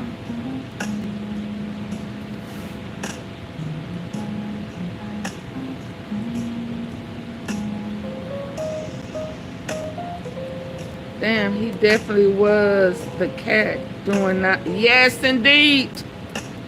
And he's still operating now, you know. So all them big busts here recently, even the cartel, yeah.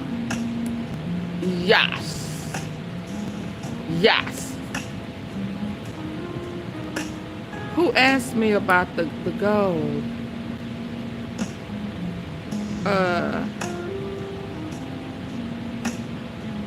Who asked me about to restart the gold? Did it restart? Hold on, y'all, before I move on. Did you reset your target? No, Macy, I reset it. Can you see if it was me reset? So yeah, let's go back and look at that map. Cause so baby, yes. I mean, I love Hagerman, and I love when he dropped them gems and he done pissed off Manny. Man, and I'ma see how they play this. Boy missing out the running away from. I wanna see ballistic testers waiting on delayed. Ballistic testing wait is delaying trial. Yeah, I said I want ones employee scam this holiday. Hold on, I'm trying to get over there. Wonder if Petties know J Prince. Absolutely. Y'all, okay, do y'all remember? Yes, absolutely. Y'all, baby, them archives. Granny, you don't remember where Petties covered his territory? I ain't gonna, let me find, okay, hold on. Let me get to that mouth, and then while we at that mouth, then I'm gonna remind y'all, I got a short period of time. I can't go over 2 hours. Where can I find it real quick? Where can I find it real quick?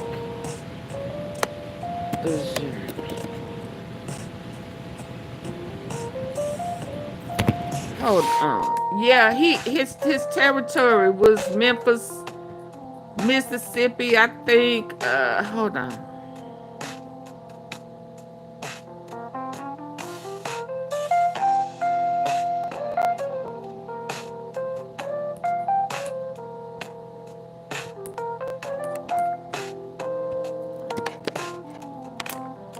Hold on. He had a huge territory, and Texas was one of them. I don't remember if it was Arkansas. He covered a lot. He was the plug. And then when they started looking for him, oh, these was the two ladies that was shot up. I just got word that these are the 2 ladies that was found shot today in the car. What is LVG?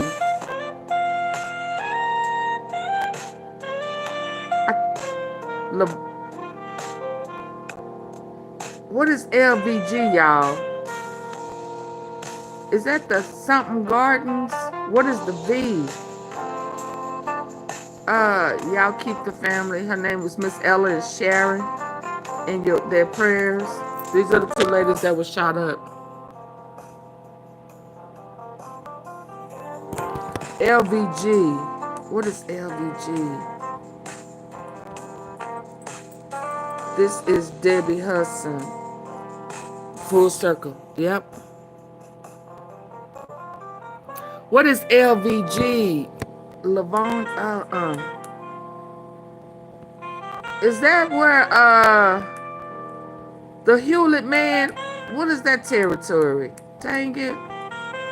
Thank you, Macy. That's the lady. These are the two ladies that got taken out the game today. In that drive-by. Over 100 shots. Damn, what they into? I don't know. There was over 100 shots. Who are they related to? Who are they related to? That's at this point, when they are seasoned women like that, a season like that, we need to ask them, who are they related to? Okay? Who are they related to? Because at this point, it's get back. Thank you, Macy. Hey, stop playing. Let me charge with a deadly shooting. Oh, man. I'm trying to... Yeah, the question is, who are they related to?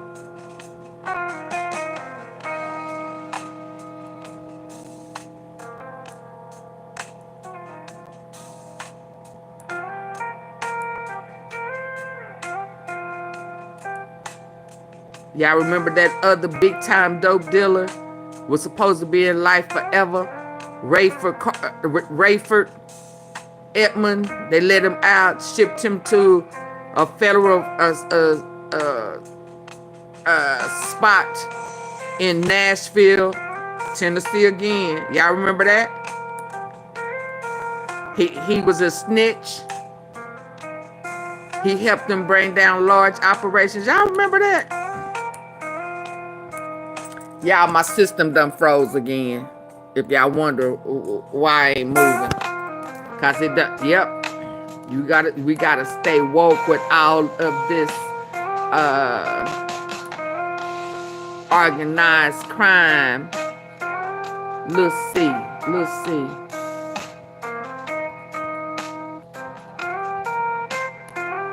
What I say about this? Great brands, great prices. Ooh. Oh, this is good. Wait, it's perfect. Look at this dress. This ain't what I was looking for. Craig Petties was born in 1976 to Ever-Jean Petties in Memphis, Tennessee, growing up with his sister at 263 West Deson Avenue in the impoverished Riverside neighborhood.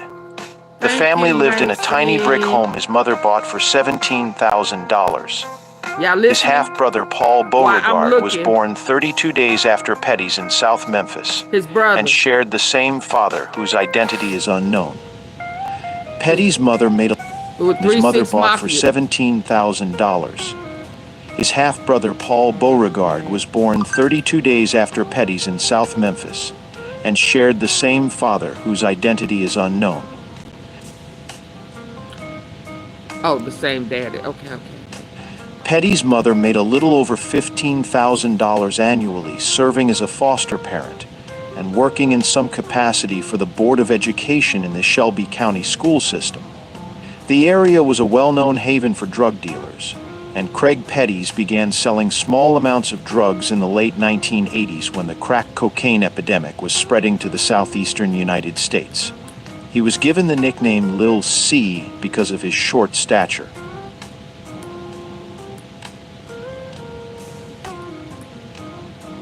What just happened?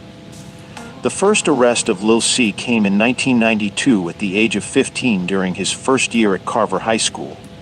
He was caught possessing a sawed-off shotgun, a weapon he purchased to intimidate individuals who had stolen one of his coats. He had accidentally discharged the gun inside his home and was actually the person who called police to explain himself. He had dropped out of school by the time he was 16 and was arrested on 3 more occasions, twice for selling crack during the summer of 1993 and once during the winter for attempted murder.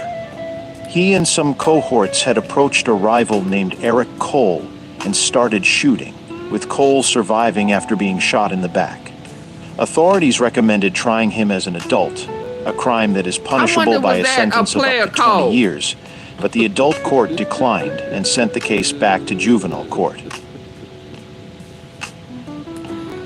In October of that year, between the second and third arrests, psychologist Robert Parr had evaluated Lil C. He described the young man as polite, standing only 5 feet 5 inches tall, weighing 130 pounds, and having a low verbal IQ of 77. He would eventually stop growing at 5 feet 9 inches. Dr. Parr identified negativism, rebelliousness, a lack of impulse control, and resentment of authority. Didn't I just describe that with them By trifling ass mamas? I 1995, lost Lil C contact was after 18 the and daughter making died. decent money dealing drugs. An acquaintance known to Petties and his cousin Antonio Allen had become the top dealer in South Memphis. That man was arrested in March. You lost contact with who after the daughter died?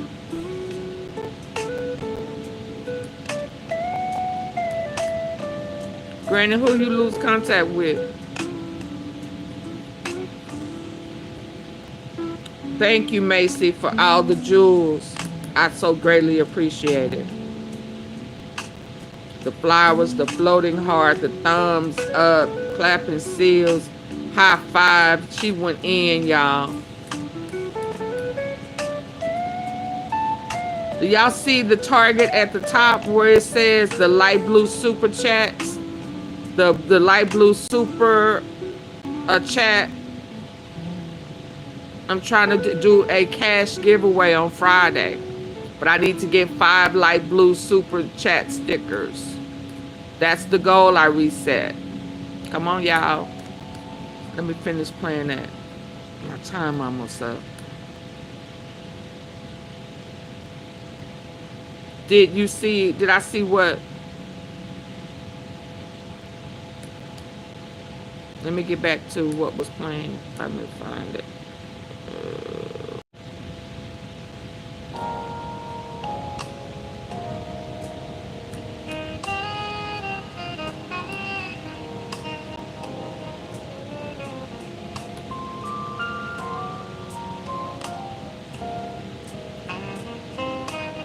1995, and his Chevrolet Lumina was impounded with $500,000 cash, hidden in a secret compartment. The jail dealer called Allen and offered him a cut if he could retrieve the money before law enforcement found it. Find the territory. Allen, known as Big Wayne, was too heavy to climb a ladder over a fence, so he recruited the smaller Petties to complete the mission. C recovered the cash. The group double-crossed the car's owner by keeping the money, and they split it among friends, with Petties keeping $50,000 for himself. Petties bought a Cadillac and gave some money to his mother to have an aging tree removed from their property. Petties invested the remainder of the money by purchasing large quantities of drugs to jumpstart his illegal business, and then reinvested the profits buying more drugs. He quickly outsold all other local dealers and ascended to the leadership of the Memphis branch of the Gangster Disciples. Petties grew the criminal enterprise into one of the largest and most violent drug trafficking rings in the history of West Tennessee, if not the largest. Around this time, Petties met cousins Clinton and Martin Lewis, 2 men who became his most loyal cohorts. Clinton, nicknamed Goldie, was 18 at the time, while Martin, nicknamed M, was 20.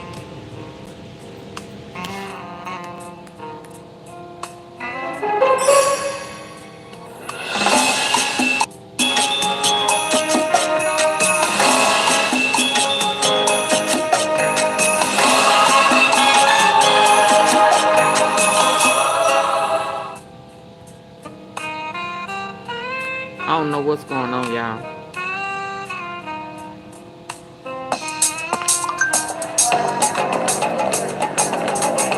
I cannot find it.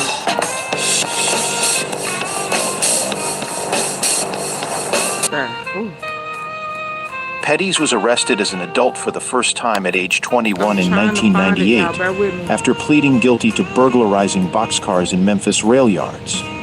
As evidence of his success, Petties was only 22 when he bought a house in the middle-class suburb of Hickory Hill during the summer of 1999 for $185,000, quickly paying off the entire debt.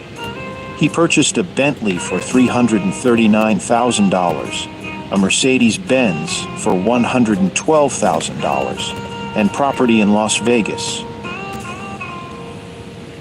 At 23, Petties bought 200 pounds of marijuana and 22 pounds of cocaine through middlemen with direct connections to Mexico. Large amounts of cash from the drug sales were stored on various premises in West Tennessee, eventually funneled back to Texas and Mexico. The trafficking operation had grown significantly. Petties coordinated efforts with cocaine and marijuana traffickers to prepare and package the drugs in at least 8 states, including Alabama, Arkansas, Georgia, Mississippi, Missouri, North Carolina, and Texas. There we go. After this success, y'all hear that? Petties was introduced to drug lord Edgar Valdez Villarreal in Corpus Christi, Texas, a high-ranking leader in Mexico's... So you asked about J. Prince Sr. Who asked me that? I went through all of that. So y'all could hear the lineups of states.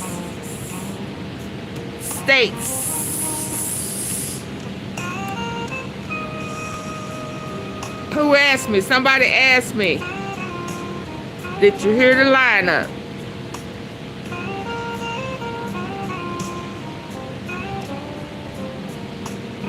Texas.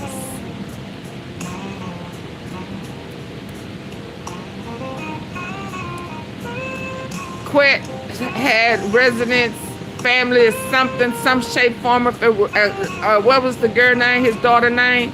A lot of cash. Lived in Memphis, Georgia, Texas. Lil Flip, Texas. Quit was a hitman for mob ties, rap a lot. That's what word on the street was. Let's back that thing up just a little bit. Edgar Valdez Villarreal in Corpus Christi, Texas, a high-ranking leader in Mexico's Beltran Leyva cartel.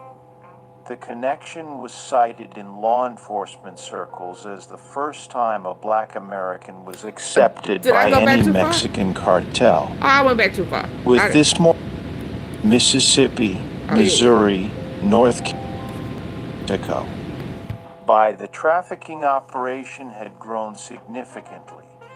Petties coordinated efforts with cocaine and marijuana traffickers to prepare and package the drugs in at least 8 states, including Alabama, Arkansas, Georgia, Mississippi, Missouri, North Carolina, and Texas.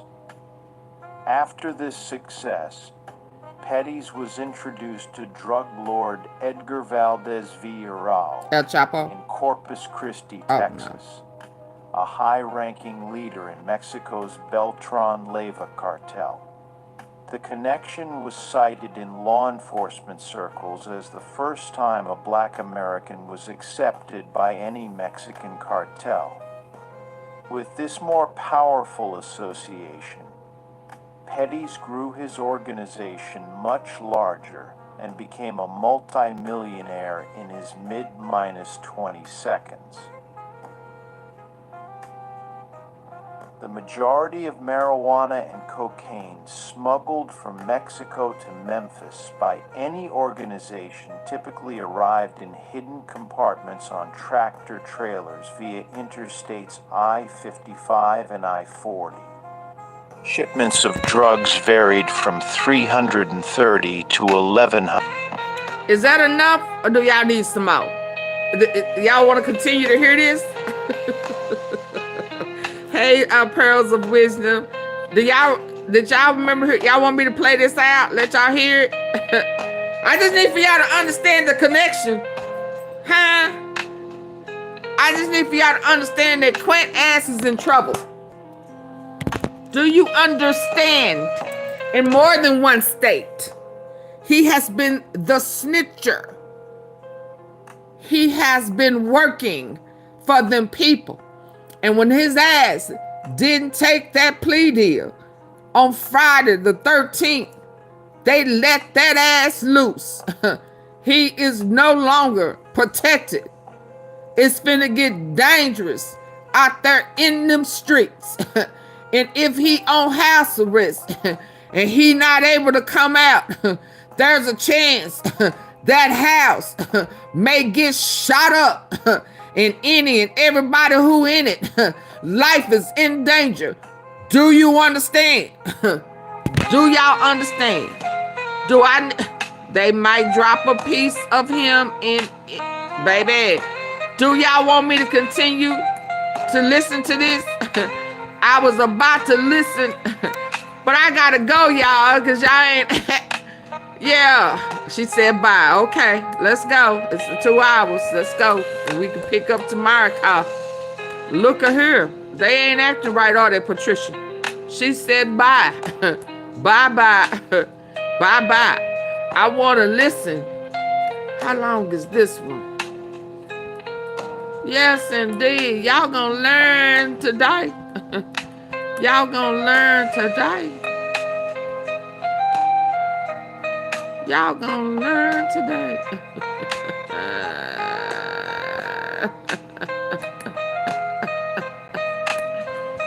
They just don't want to act right now. You said no to the Govans. I don't know why. Is the blue super? Is the blue cash out there? Yeah, y'all help me reach my goal. Yeah, I don't know why. No to Govan. Macy saying, Laura, why y'all just don't act right? If you do leave, your family members can go by and listen. What you mean, Granny Fee? I'm definitely remember him. You remember him? Let's just try to, let's see. I guess I never just really listened to all of this. 100 pounds. But I already knew this though. But one shipment totaled 5,500 pounds with a street value of 50 million. Some drug packages were even mailed via FedEx. They was in there together. Petties was reportedly making the group millions of dollars every week. This is the connect. So when we was talking about, y'all remember when I would say, Big Crump, Keon, was talking about his daddy, Calvin Crump. I want to listen, miss this one. I want to listen, I missed this one. Okay, y'all remember when I talked about Big Crump, when Unc Keon talked about his daddy, never snitched. He did that 20 years flat. Y'all remember that? Y'all remember that? He said his daddy never snitched. He did his whole bid. And I found that picture when he was in prison with him. This is who Pops was working with back in the day. He said his daddy was a millionaire before he went in. We talking about them Crumps now. Hello? We talking about the Unc that met with Cornelius to help STRAIGHTDROP hold him with some money. Y'all better stop playing with AunTeaFee. He was working with him. This is that same era. So if his dad, Big Crump, was down, loyal to him, that mean that Quet ass is in trouble. Cause if he's snitching, oh Lord.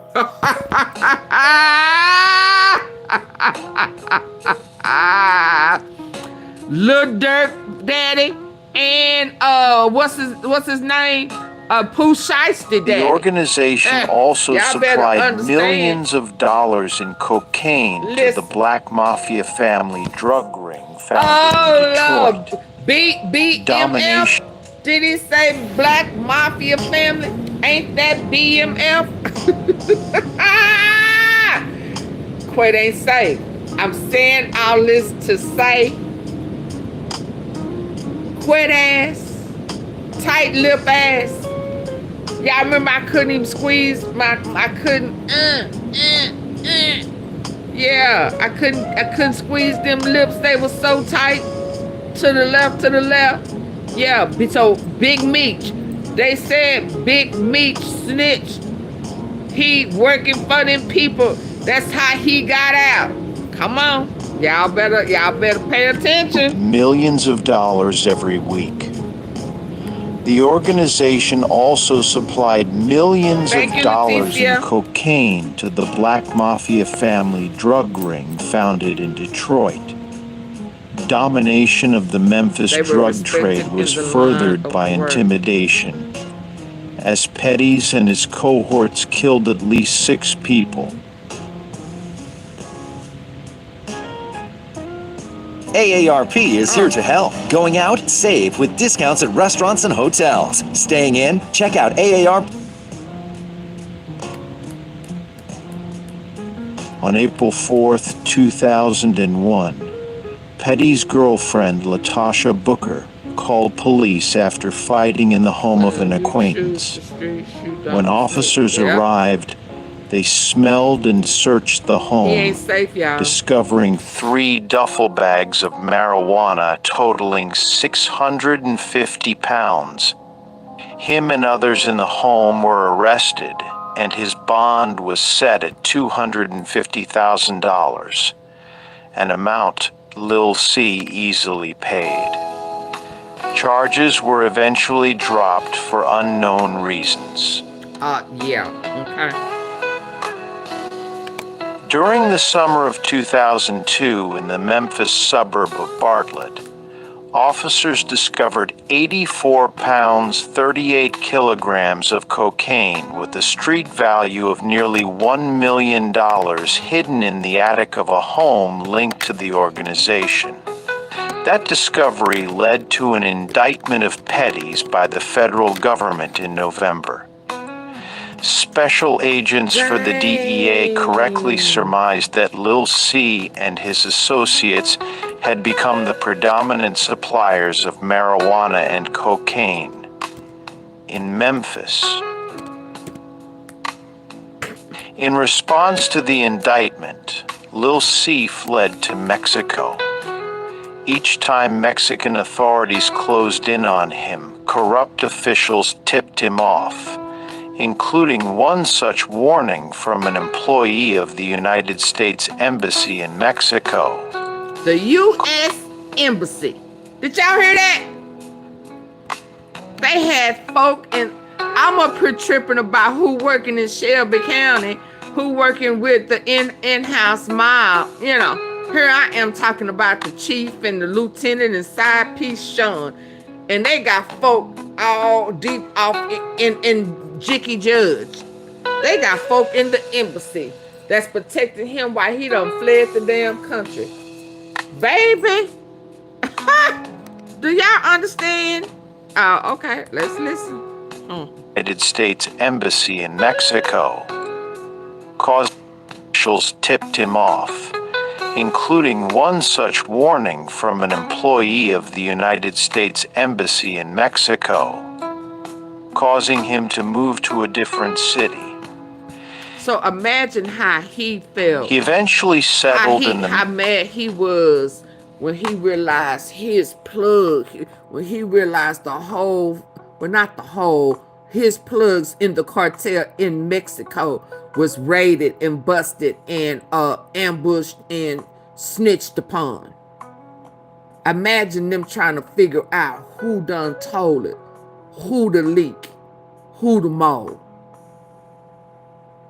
Yeah, because I told y'all he was still calling shots and shit in the penitentiary. And I told y'all that this is the same man who used to live on Dolph Street. Yeah, and y'all remember Mr. Ian said it was some folk who gave the gold that was hired. He said they were hired. It was a couple of them. They ain't rappers. They ain't nothing, you know, they just, you know, and it was a no. They gave the green and said Dolph had to go. Wasn't nothing Daddy-O could do about it. Y'all remember that? Okay. Y'all remember that? Yeah, okay. Mexican state of Querétaro, a few hours. AunTeaFee, so he from Castelia? He lived on the same street Dolph and them used to live on. So he know Dolph and them mama and them. Family and them. Yeah, okay. Okay. North of Mexico City, buying a home in the upscale Milenio 3 subdivision of Santiago de Querétaro, Mexico. Yep. In August 2000, Querétaro, a few hours north of Mexico City, buying a home. And ain't Orange Mound right there by real kind of close? They ain't too far apart, are they? They ain't too far apart, are they? The mound in Castelia. Huh? Because I remember somebody got taken out the game and they was talking about it was a girl. And the girl who was snatched in Orange Mound, and they was celebrating her in Castelia, and they was celebrating her in the mound. That barber lady, y'all remember? Her son, her boyfriend, her husband's son was killed too, and they burnt that car. And remember, they said that the Quets Nim little M.O. is burning cars. Y'all remember that? Hello? Y'all remember that? And they was standing on the mound. Some of the folks was from the mound. The son was from Castelia, and they was celebrating the balloon release and shit. Yeah. Oh, I wasn't supposed to remember that. Oh, my bad. Okay, let me go on. Oh, okay. I'm gonna act like I don't remember. Home in the upscale Milenio 3 subdivision. I'm saying all that to say he ain't safe. Now I know he ain't in the mound. I'm just showing you how all these folk know each other. And they from this man's era. And he was still the plug. He still, even in his 9 life sentences, was still operating until somebody dropped a dime. And the cartel got flipped upside down. This year. Okay, let's go. Vision of Santiago de Querétaro, Mexico. In August 2004, he was added to the U.S. Marshals 15 Most Wanted Fugitives list and featured on the television series America's Most Wanted. They not letting folk lead the country. You see, the MEMS was here. Yeah, they got all them extra passports. They waiting for their asses to get on the plane and act like they finna go somewhere. They gonna nip that ass just like they did Lil Durk.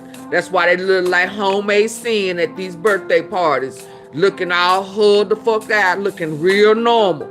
Looking real normal up in that itch. You know what I mean? They look real normal. You let us see your edges and shit. Hello? Hello? We ain't seen them look normal. Hell, when you go back and look at the mamas and them pictures when they was hoes, pimps and hoes and shit, they had minks on in and they ill-skinned little J. Renee ass shoes.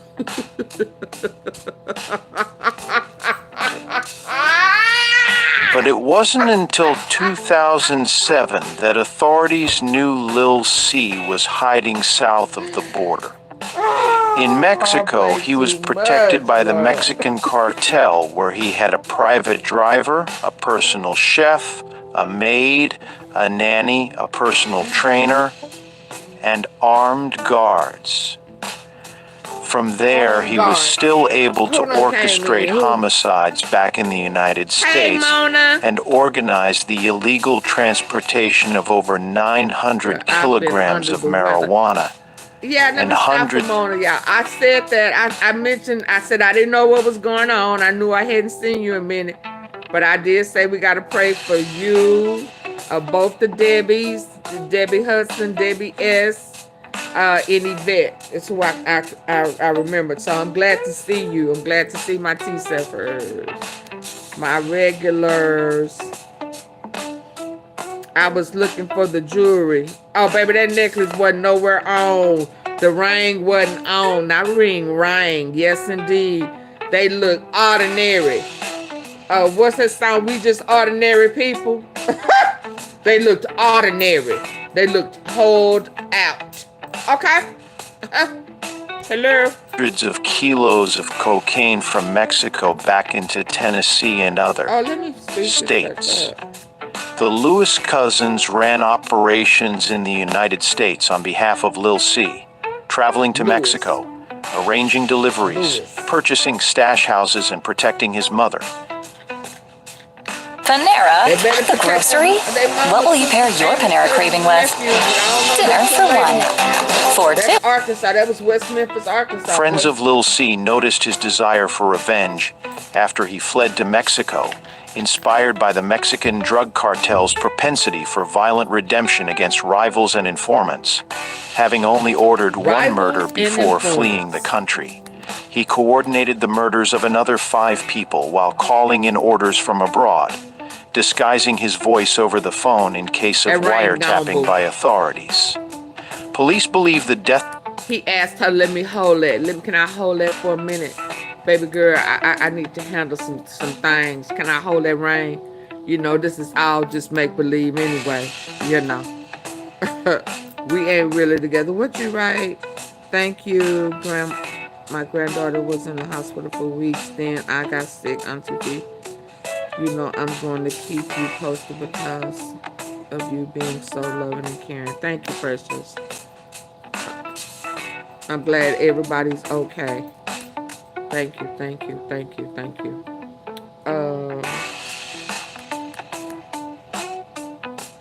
forgot what I was doing. Let me go back. I'm glad you're okay.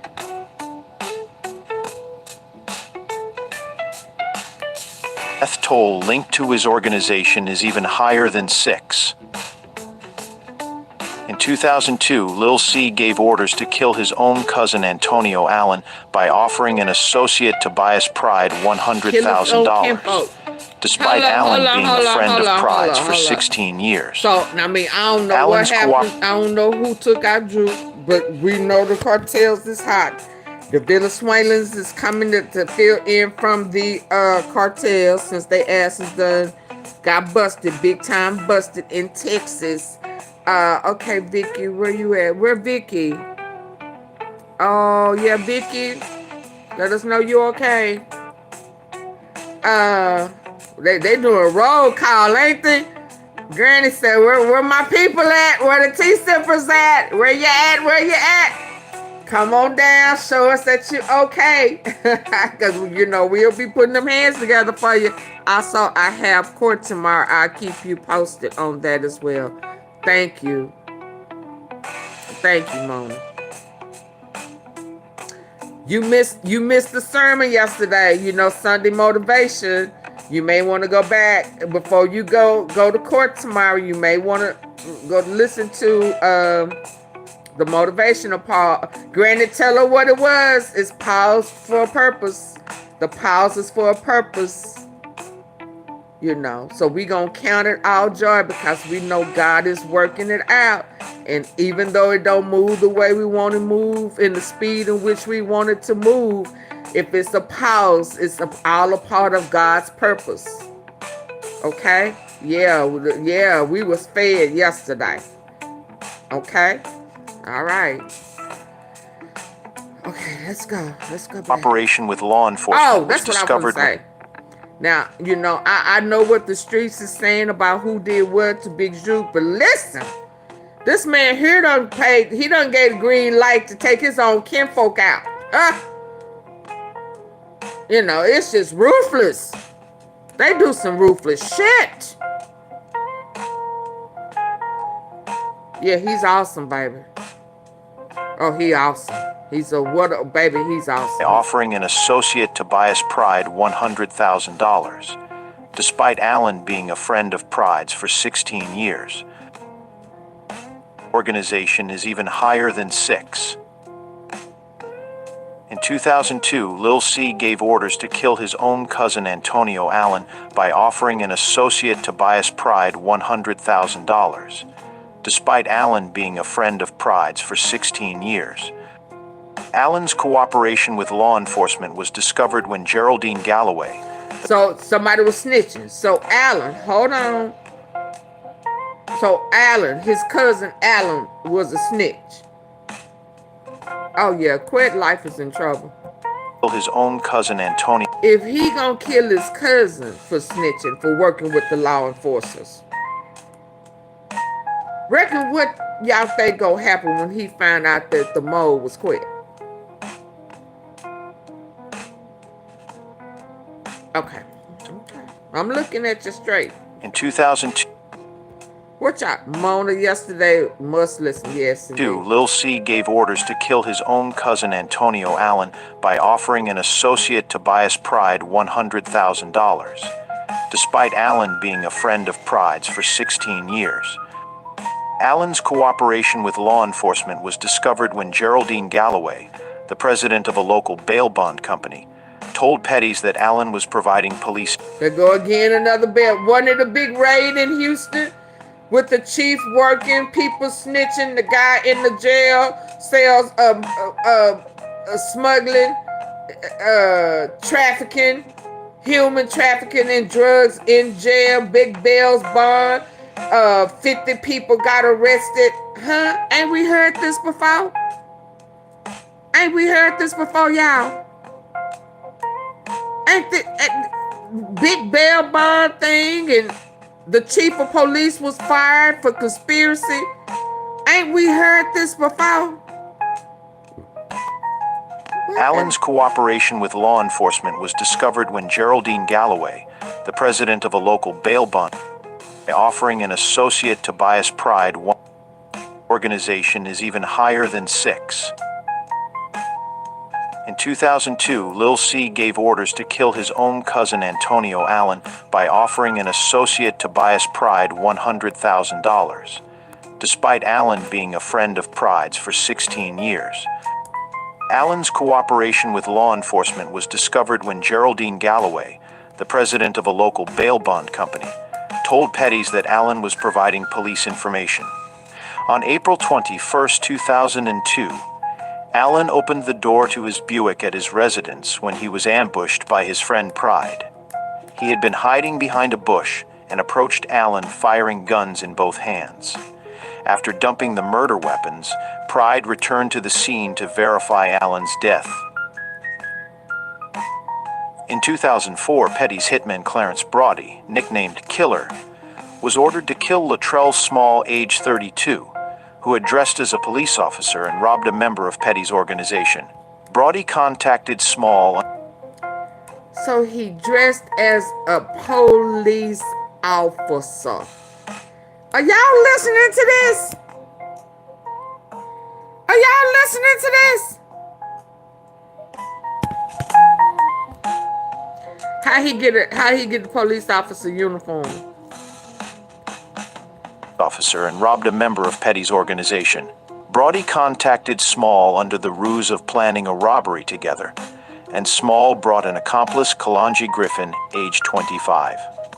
Brody met them at an apartment complex in the Hickory Hill neighborhood, jumped in the back seat of Small's car, and shot both in the back of the head, Small as ordered and Griffin for being a witness. Mario Stewart cooperated with police after a drug possession arrest, and even recorded a conversation with Tobias Pride, during which he confessed to the 2002 Allen murder. As Stewart continued secretly recording the conversation, Pride confessed that Petties had ordered his death, and even admitted that he had stood in Stewart's backyard one night to commit the murder, only backing down because of their friendship. In 2005, Brody was assigned to kill Stewart for $50,000 after Pride refused. Brody was driven to Stewart's suburban home that March on Callaway Hills Drive by Demetrius Fields, where he waited in the garage and fatally shot Stewart with his children inside. On September 27, 2006, the naked body of Marcus Turner, age 30, was dumped in a ditch along State Line Road in Olive Branch, Mississippi, just across the border from Memphis. Lil C had ordered his kidnapping and torture in search of information on Bobby Kraft, who stole 440 pounds of cocaine from the group worth millions of dollars that Kraft was in charge of guarding. Kraft was chased by the Lewis cousins, who descended on his house, initiated a shootout, and engaged in a high-speed car chase into Arkansas, where Kraft was also hunted by Clarence Brody to no avail. The group thought Turner knew of Kraft's whereabouts and was tortured for 3 days at different houses around Memphis. Kidnappers included Brody, the Lewis cousins, Demetrius Meatfields, Marcus Whiteboy Brandon, and Carlos Lizard Whitelow. Gang members finally believed Turner when he indicated he did not know where Kraft was hiding, but he was killed anyway before being dumped in Mississippi. In 2007, Mario LaShawn McNeil, age 33, threatened Petties' mother in response to the Turner homicide. So Petties ordered his murder. On March 16th, McNeil was spotted at Divine Wings and Bar in Hickory Hill at 3279 Kirby Parkway. Martin Lewis was contacted and driven to the restaurant. He entered the establishment and was told over the phone by Carlos Whitelow what McNeil was wearing. Then McNeil was fatally shot. Y'all, Quint ain't safe. He ain't safe, y'all. It was absolutely. They say this man still got reach. The Lewis cousins were arrested in 2007. 5 years after fleeing to Mexico, Lil C was captured in Santiago de Querétaro, Mexico, on January 10, 2008. Snipers, Mexican military, and police officers descended on his white stucco home with helicopters overhead, a residence he shared with his wife Latosha Booker and their 5 children. His 17 years as the leader of a criminal organization had come to an end. He was deported, and U.S. federal agents arrested the fugitive in Houston. Lil C wouldn't confess any details of his empire at first. Did I know they arrested him in Houston? I thought they arrested. Wait, what? Houston? Oh, Lord.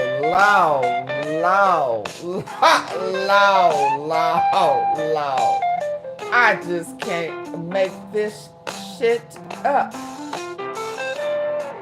Granny, I guess thank you, Precious, for not making me literally. Saying, let's keep listening, AunTeaFee. I know you said under 2 hours. Let's keep listening. Texas again. Not only Texas, but Houston.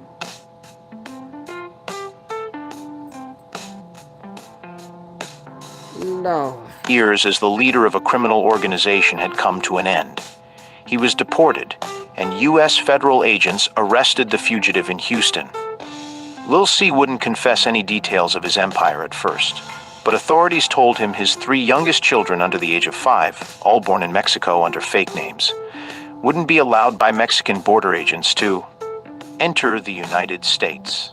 They made a deal to extract extensive information from him in exchange for the immigration of his children, details that are hidden in sealed court records. That's why Moneybag and he was held in the Federal Correctional Institution in Memphis. Prosecutors interrogated him for information. Along with LILMIGO, remember, all up under Mob Tie's ass until they wanted him to take somebody out. Snooty Wild, Quit, lot of cash desto, Lil Flip. Do I need to keep going? Black Youngster.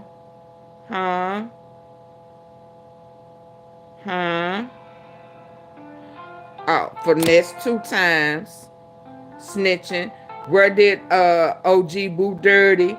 He went to the studio. He started snitching, snitched on his brother, flipped on the whole mob. Fucking with Harris County. Remember I said a long time ago, STRAIGHTDROP had been arrested. He had some legal shit going on in Harris County. He turned himself in because they was looking for him. That's when he found out that they was onto him about being involved with YOUNGDOLPH's murder. They questioned him about it. He was staying with a lot of cash desto. That's when he really went on the run with Shondell. Shondell from where? Texas. Where did Black Youngster charges get dropped? Here recently, guns. A felon with Texas. Okay. Is it just me? Is it just me? Okay. How long have I been saying Texas and Memphis, Houston, it's connected? I've been telling y'all that for how long? It's all full circle.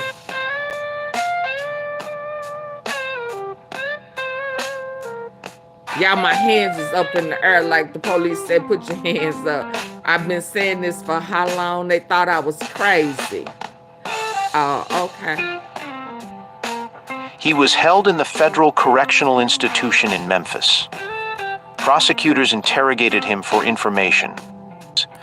Wouldn't be allowed by Mexican border agents to enter the United States. They made a deal to extract extensive information from him in exchange for the immigration of his children, details that are hidden in sealed court records. He was held in the Federal Correctional Institution in Memphis. Prosecutors interrogated him for information, offering to change his name in prison and place his family in the Witness Protection Program.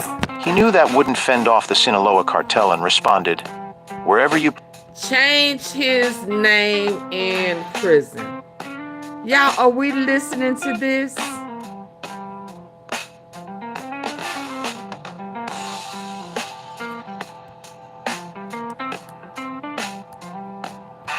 In the Federal Correctional Institution in Memphis. Prosecutors interrogated him for information, offering to change his name in prison and place his family in the Witness Protection Program. He knew that wouldn't fend... Is that what's going to happen to Cornelius? Because we don't know where he at right now, do we? Since he snitched. Y'all do know CMG in trouble, don't you? Y'all do know quit ain't safe. I just need for y'all to understand this. But okay. They wanted to change his name in prison.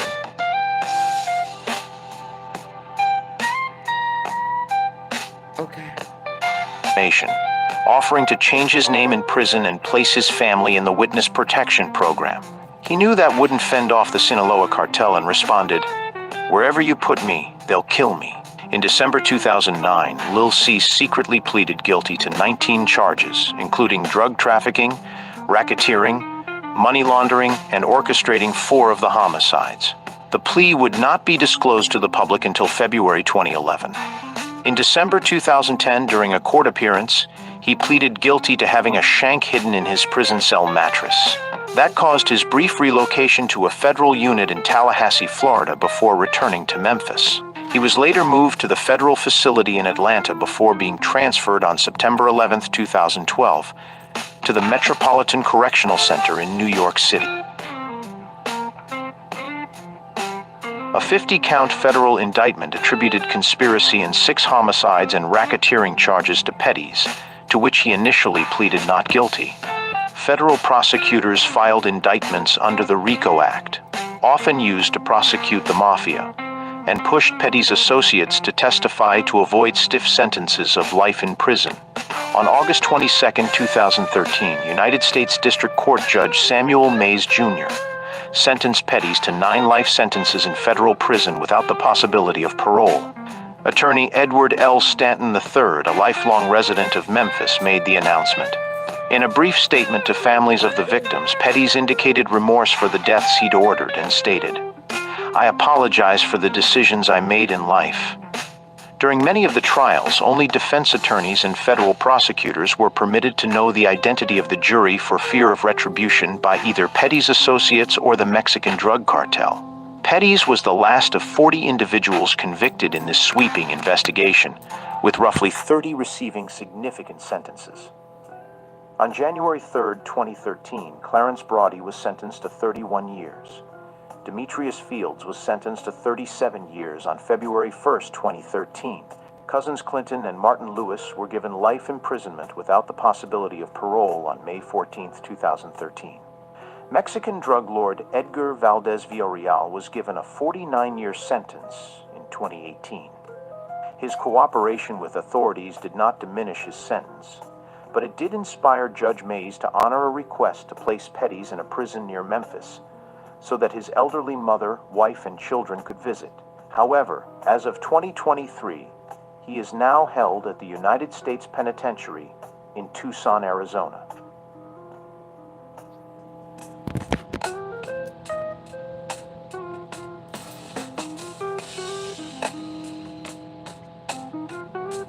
T-Sippers, what y'all thinking?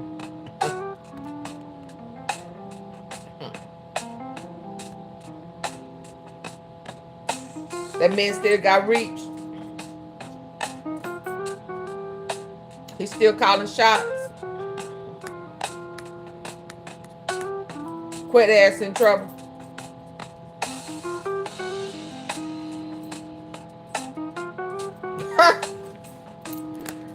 Quit ass in trouble. Let me see what this was I just ran across. Y'all gonna get me in trouble with myself. Petties, they say, let's hear what the, if you get caught, don't snitch too.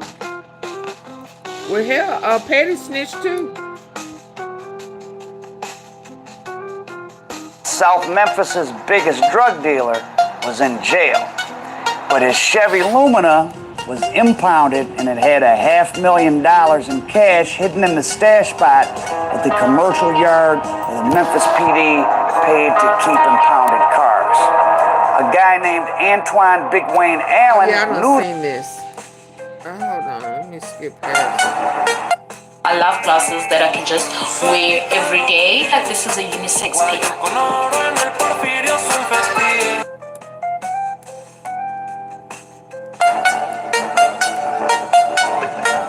And the murders he pled guilty to eventually were all ordered from Mexico in Memphis via cell phone.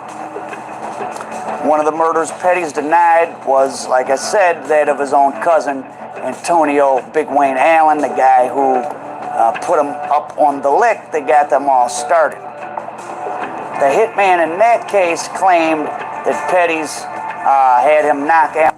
Oh, those are the Lewis brothers.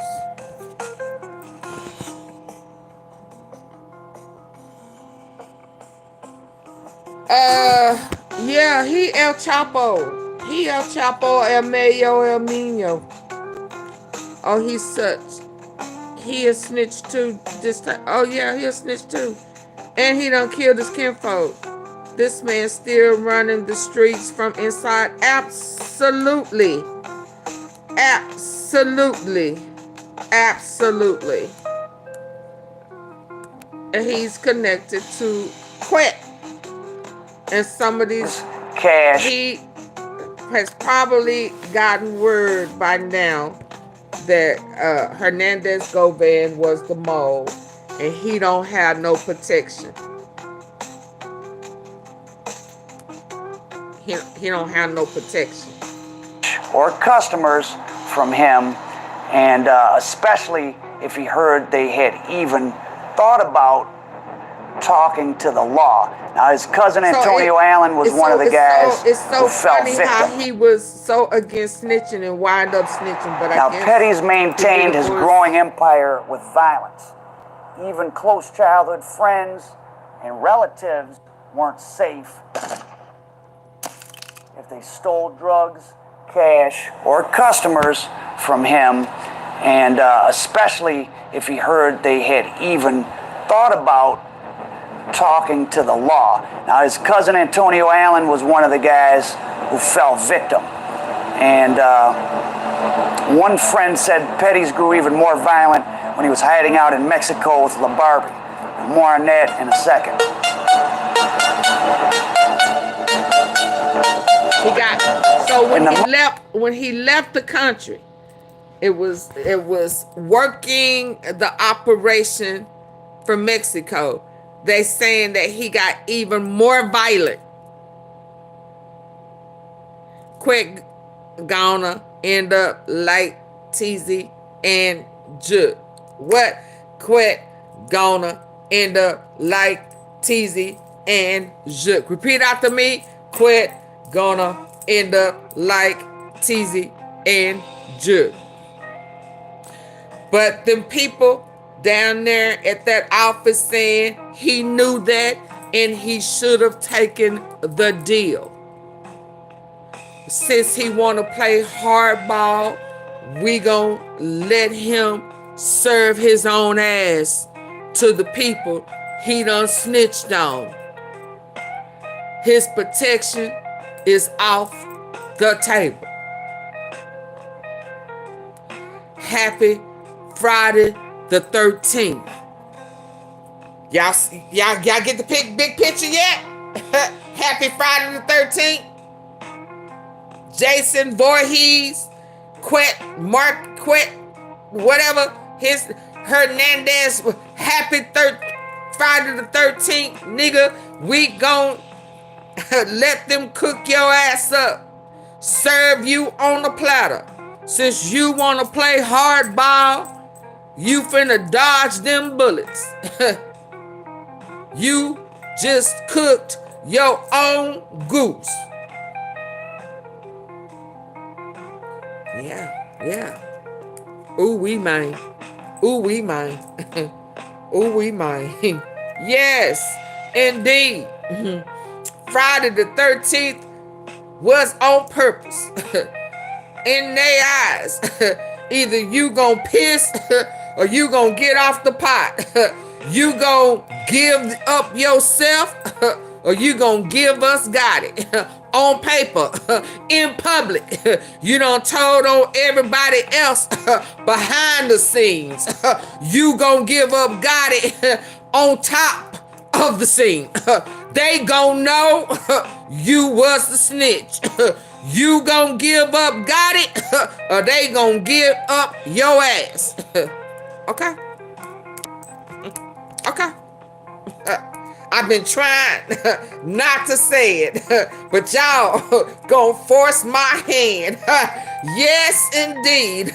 Friday the 13th wasn't Halloween, but it was of a death sentence to you, one way or another.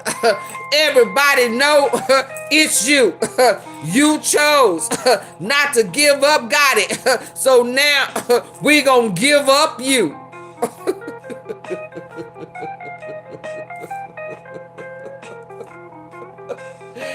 Baby, my truth hurts, don't it?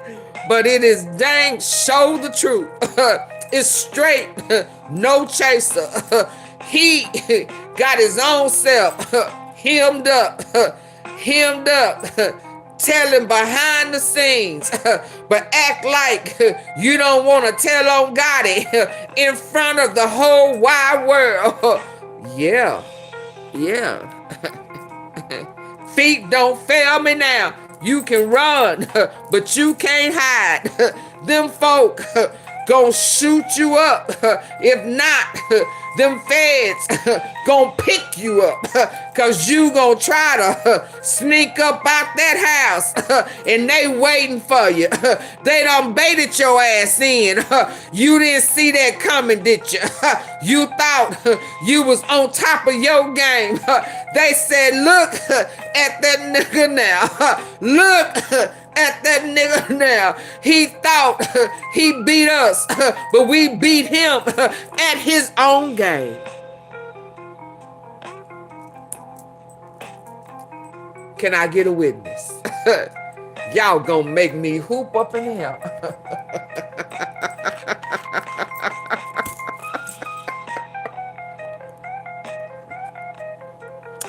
I had to give myself some water. Yeah, Lord. Did I just preach a sermon? Baby. Y'all, I don't work too hard to get here to see how close we are. Them dots done came to rather real nice. The picture is almost picture perfect. I can see clearly that what we've been talking about is all connected, just like the Lord said it was. I told y'all, half the places I went with this, I wasn't supposed to go. I wasn't even supposed to know. Didn't know how I got there. Didn't know what I was doing there. But I told you I was led there. Y'all remember that? Y'all remember that? I said it didn't have nothing to do with me. Y'all remember that?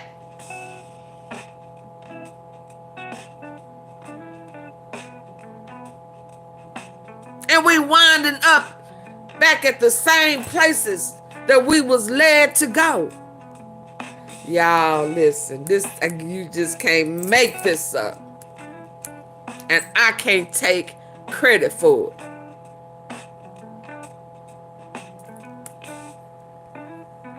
Absolutely, Granny. Let's listen. More on that in a second.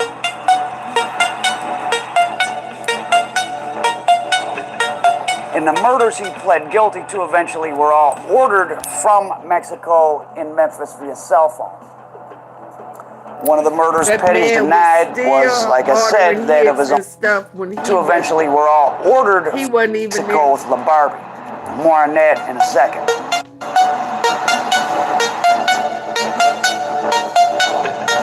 And the murders he pled guilty to eventually were all ordered from Mexico in Memphis via cell phone. One of the murders Petties denied. From Mexico in Memphis. So hits he was ordering from Mexico for people in Memphis. He wasn't even in town. Okay. From Mexico in Memphis via cell phone. In a second. Thought about talking to the law. Now, his cousin Antonio Allen was one of the guys who fell victim. And one friend said Petties grew even more violent when he was hiding out in Mexico with LaBarbie. More on that in a second.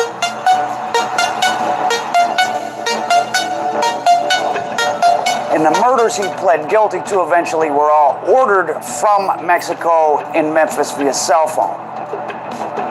One of the murders Petties denied was, like I said, that of his own cousin, Antonio Big Wayne Allen, the guy who put him up on the lick that got them all started.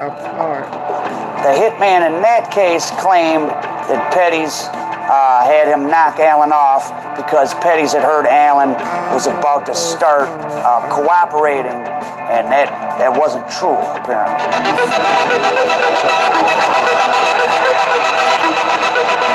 One of Petties' customers/partners was a guy named Torrance Bookie Hill out of Columbus, Georgia, which is about an hour and a half south of the 18. What was his name? Bookie Hill. What? Oh, Lord. What?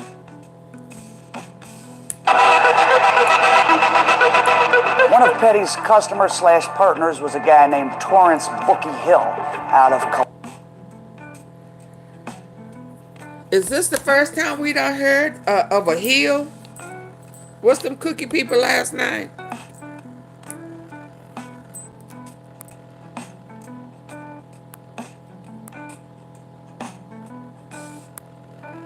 Well, I just gotta, let me see what it say. Toothless. Hey, Toothless! Preach, preacher, I'm gonna need a selection from the choir real soon. Hey, Toothless Tiger, y'all. That's another one of my OGs. We go way Way back. Thank you, Toothless Tiger. Y'all, please go and support Toothless. That's my girl. We go way back, baby, from the Mo3 sector. Toothless now popped up in here catching AunTeaFee on the sermon. Toothless, you ain't heard me preach before. But there you go. Thank you, Toothless Tiger. Thank you for the super chat, super sticker. I so greatly appreciate it. Y'all, please go and hit my girl, Toothless Tiger. Toothless, let me give you a wrench today so that you can drop your link. Okay, bear with me. Let me do that for you, Toothless, because I don't know how. Drop your link. Okay. There you go. Let me get on back over here. She caught me off guard. You know, Let me get on back over here. So, you know, over here. Craig Petties. Yes, indeed. Let's listen. So he in Medico cartel, the Cineola cartel that's tied to Texas, Memphis, as well as Diddy, right? Because they tried to sue him. He the plug. Quit plug. All these Mims sisters and twins and, you know, exchange of bodily fluid sisters, baby. They deep. They show everything. Let's listen.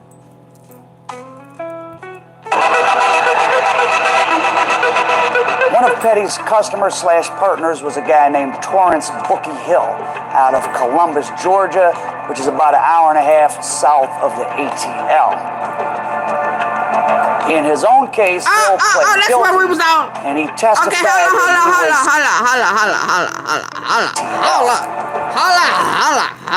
hold on. I got excited for a minute, but I'm back. This was the first time in this organized crime, right? We done heard of anybody with the last name. Y'all do know I've been listening for some last names. Y'all do know that, right? Y'all do know that, right? Since they finna tap into the cartel, the El Chapo, El Mino, El Mayo, El Rayo, you know, whatever that she was saying in there, Enrique, them Rayo, yeah. All of that there. This the first time we done heard the Hill, right? Didn't they say Maurice used to be a pimp? Pimpish what? PP, okey, pokey, PPL Maurice. Hello.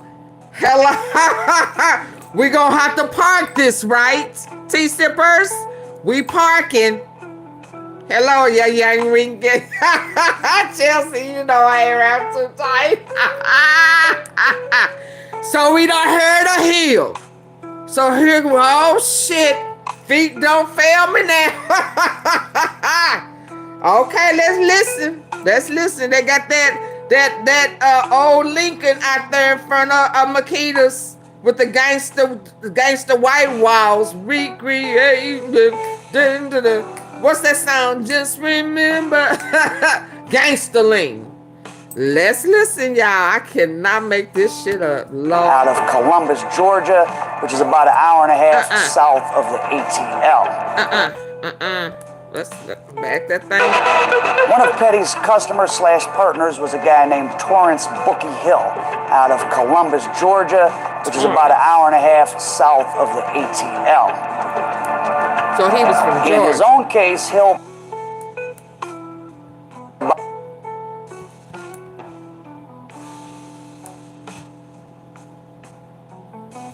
was a guy named Torrance Bookie Hill out of Columbus, Georgia, which is about an hour and a half south of the ATL.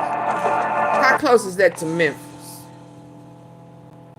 Where Maurice and them from?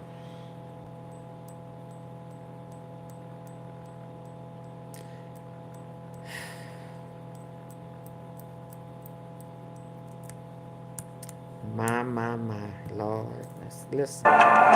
In his own case, Hill pled guilty, and he testified that he was supplying members of BMF in his own operation, supposedly grossed up to $9 million a month. And he was getting his supply from Craig Petties. And Petties at this point was getting loads of 150 to 600 keys. Hill was getting loads of 150 to 500 keys a month starting in 03 from Petties. He once testified he got 2,500 keys at once. Now she's a Winton. She's a Winton. And her stepdad is a Hill. Now, you know, I don't put nothing past. Listen, she talked too damn much for me, and I just don't. You know, I got. It's you know they in my bushes, y'all. They in my bushes listening, waiting for me to say what they know I know.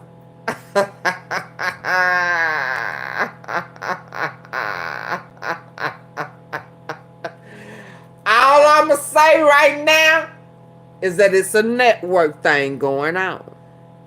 There is a huge bond, and those dots are probably finna get connected now that Quet don't have that protection no more.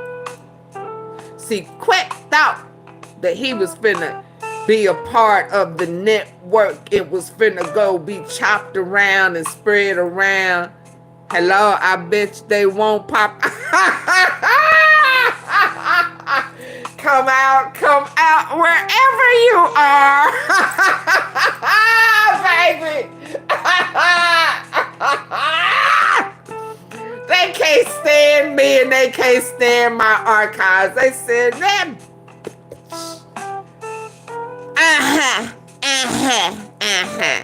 Cause if we gonna think about it, if we gonna tap our heels together, if we gonna tap our heels together, who was the first content creator who even made mention that Quet was going to get out of jail free and was gonna be going to each people's platforms, telling his story, was gonna have a book or gonna do a film? He said something about a movie and shit on Stan G platform where he tried to act like he didn't know the Cookie Girl. When he tried to act like he didn't know Black Youngster. Oh, Lord. I was supposed to remember that. Oh, okay. It's a network thing. It's a bonding thing. It's an organized crime thing going on up in here. Y'all gonna make me lose my mind up in here. Yeah, I bet you they won't hop out either. Let's go. So we got the Hills with the Petties. But she's not a Hill. She's a Winton. But they've been related for a minute. It's a network thing going on up in him, up in here. You ain't never lied. Okay, Debbie Hudson. I wasn't supposed to say it though. You want me to go back to playing dumb like I ain't connected them dots? Okay. Let's keep going. But the Hills done came up associated with Petties. Oh, okay. Let's go. Once from Petties' Mexican connection, Edgar LaBarbie. Petties at this point was getting loads of 150 to 600 keys. He supposedly grossed up to $9 million a month. And he was getting his supply from Craig Petties. And Petties at this point was getting loads of 150 to 600 keys. Hill was getting loads of 150 to 500 keys a month starting in 03 from Petties. He once testified he got 2,500 keys at once. Y'all remember, I mean, you know, I'm just thinking about this as I'm listening to all these keys. You know, all of this peddling money, moving money, you know, embezzling, washing money.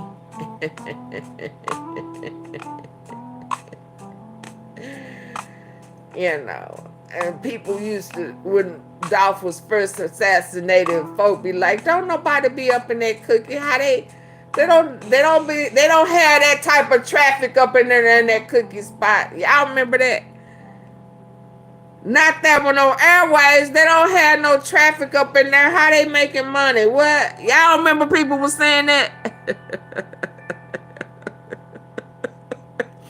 Then you got some folk with Memphis. Hell, I ain't never been in there. I don't never see nobody up in that cookie spot.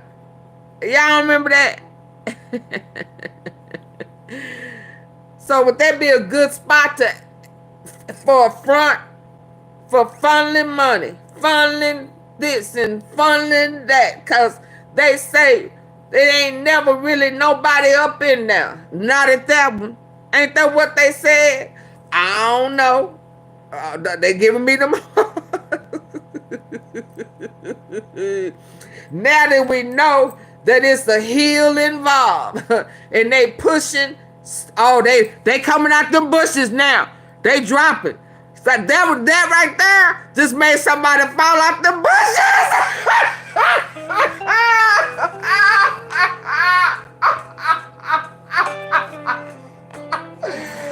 Oh my God, they made about 4 people, 5 people, 6 people fall out. They just fell out the bushes. They passed out, y'all. Oh Lord. Oh Lord.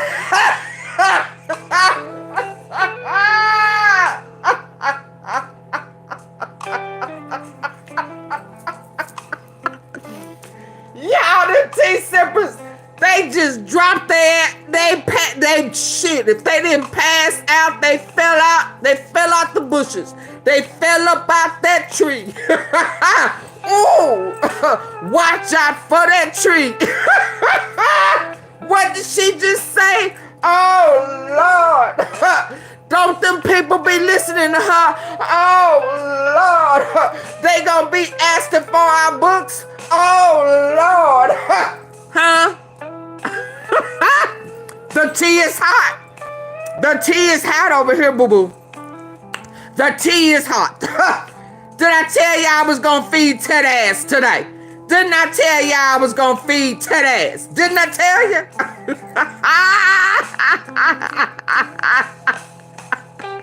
Tinker, man, you can't cook your dinner. I told y'all I was gonna feed Ted ass today. I told y'all I wasn't gonna come playing with y'all today. Did I tell y'all that?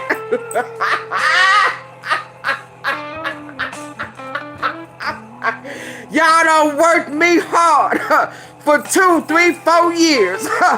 I'm enjoying this today. Oh my God. Oh my God. Oh my God. I made their asses fall out the bushes, y'all. I could not make this up. All they had to do was show me Petties on the news, and AunTeaFee ass woke all the way up, didn't she? Damn it. All they had to do was show her Craig Petties' name and her whole light shine bright, and all her sermons came together. Can I get a witness? What? Oh, okay. I had to switch phones, baby, because mine went dead. So you back? Okay. Let's listen. But ain't that what they said? They said don't be that many people up in that cookie spot. Ain't that what they said? So now we know some heels are involved with Petties. And Quack do really, they done fell out again.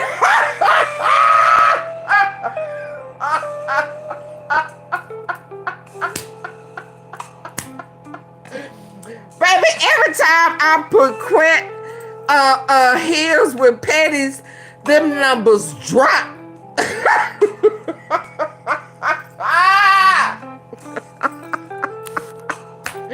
They don't want me to put Petties and heels together. I just lost two.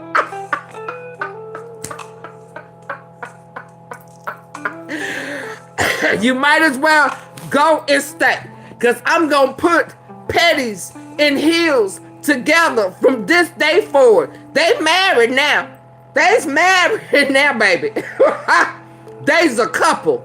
They's married now. I's married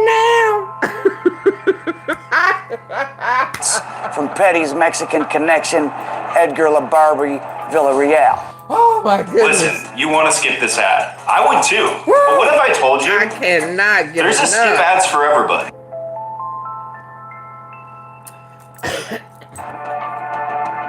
Now that would have been worth $50 million Petties at once. From Petty's Mexican connection, Edgar LaBarbie Villarreal. Now that would have been worth $50 million wholesale at $20,000 a key and $250 million by the time it went into people's lungs, noses, and veins.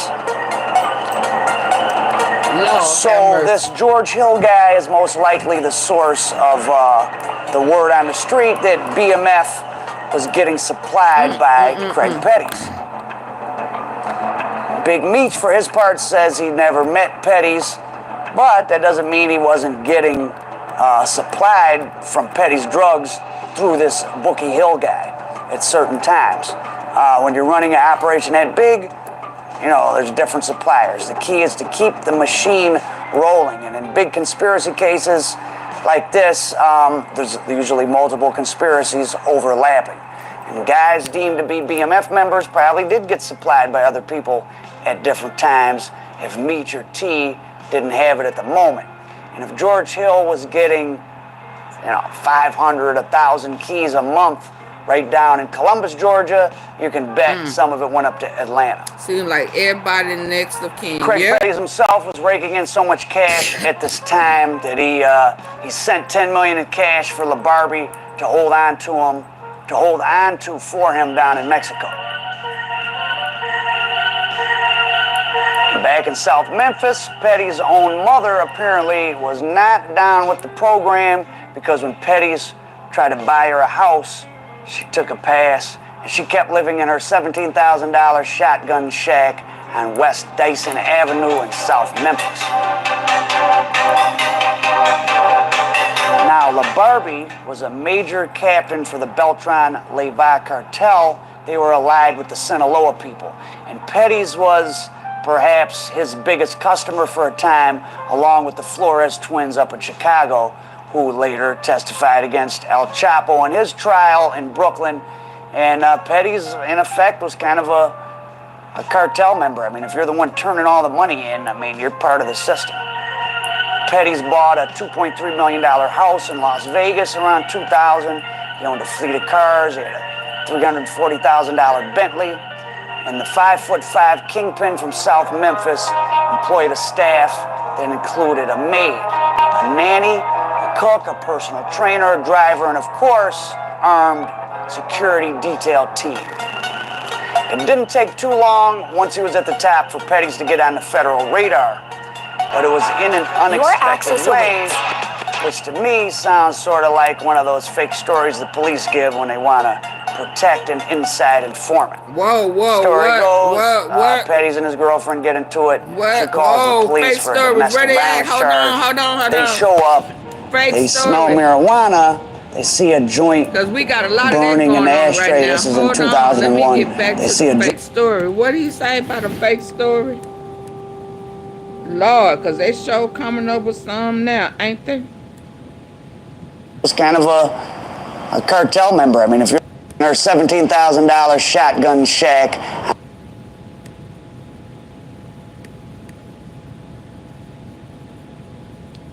Let me get back to them fake stories, baby, cause they say it's some of that going on right now today in the Dolph case. Hello. Hello. Mother apparently was not down with the program because when Petties tried to buy her a house, $1 million in cash for LaBarbie to hold on to for him down in Mexico. Back in South Memphis, Petty's own mother apparently was not down with the program. Y'all please hit the like button. Tried to buy her a house. She took a pass, and she kept living in her $17,000 shotgun shack on West Dyson Avenue in South Memphis. Now, LaBarbie was a major captain for the Beltran-Leyva cartel. They were allied with the Sinaloa people, and Petties was perhaps his biggest customer for a time, along with the Flores twins up in Chicago, who later testified against El Chapo in his trial in Brooklyn. Didn't I say Chicago was connected? Oh, there you go, Granny.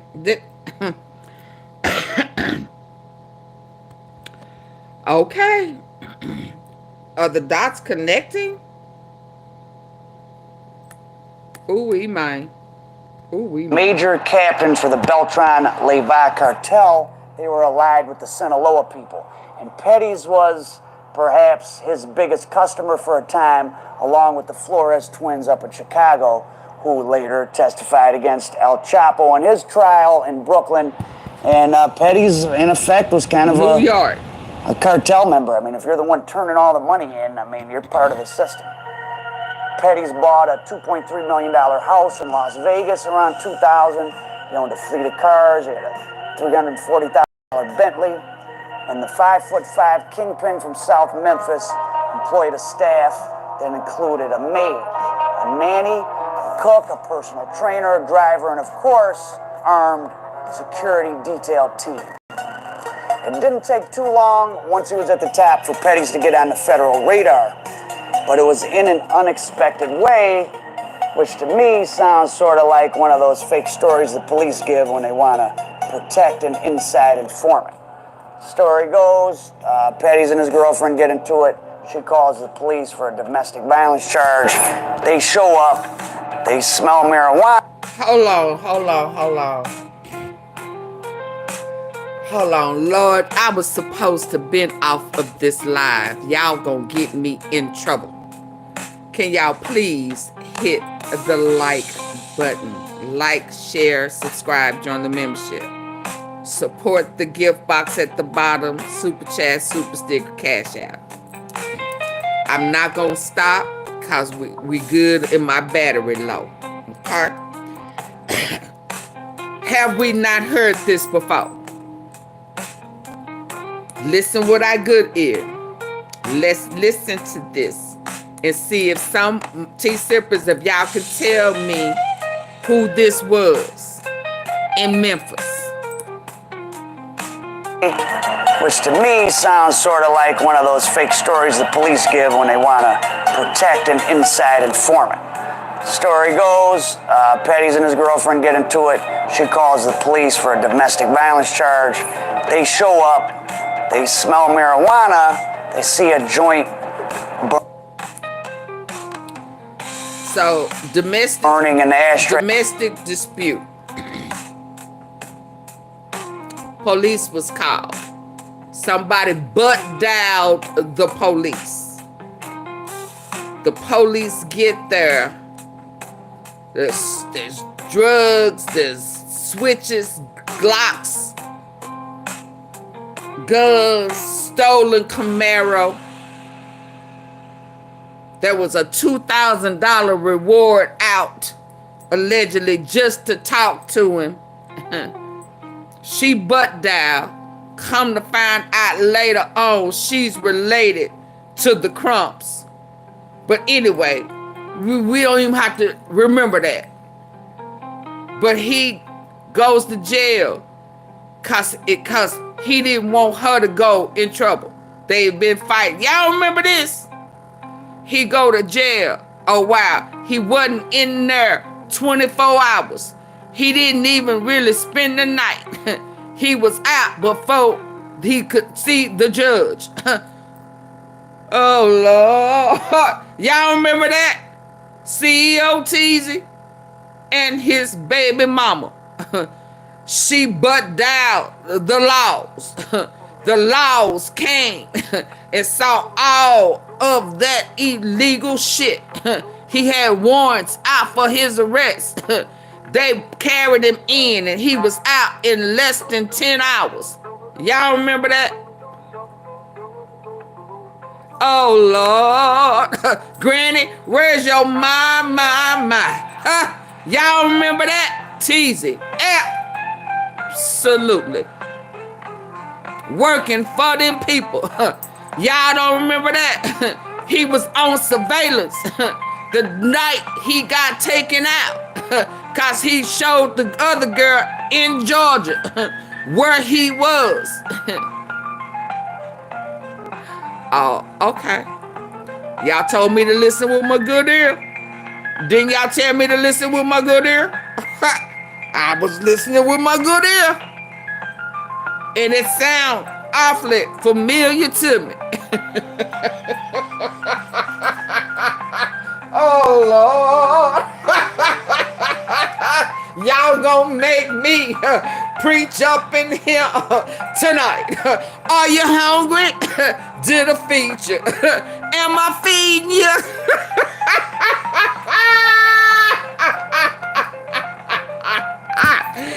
I don't know why they play with AunTeaFee. Y'all know I don't forget shh. Y'all know I don't forget shh. I don't even know why y'all playing with me. But let's listen. Let's carry on and see what that good ear can catch again. We done caught some heels up in here. We done smashed quick ass all up in the dirt. We done figured out and remembered that Craig Petties is still running shit in the penitentiary with 9 life sentences. He ain't worried. His family and kids and shit is still taken care of. You hear me? Now we know that he don't put hits on his own family. Now we know that he is tied to the hills.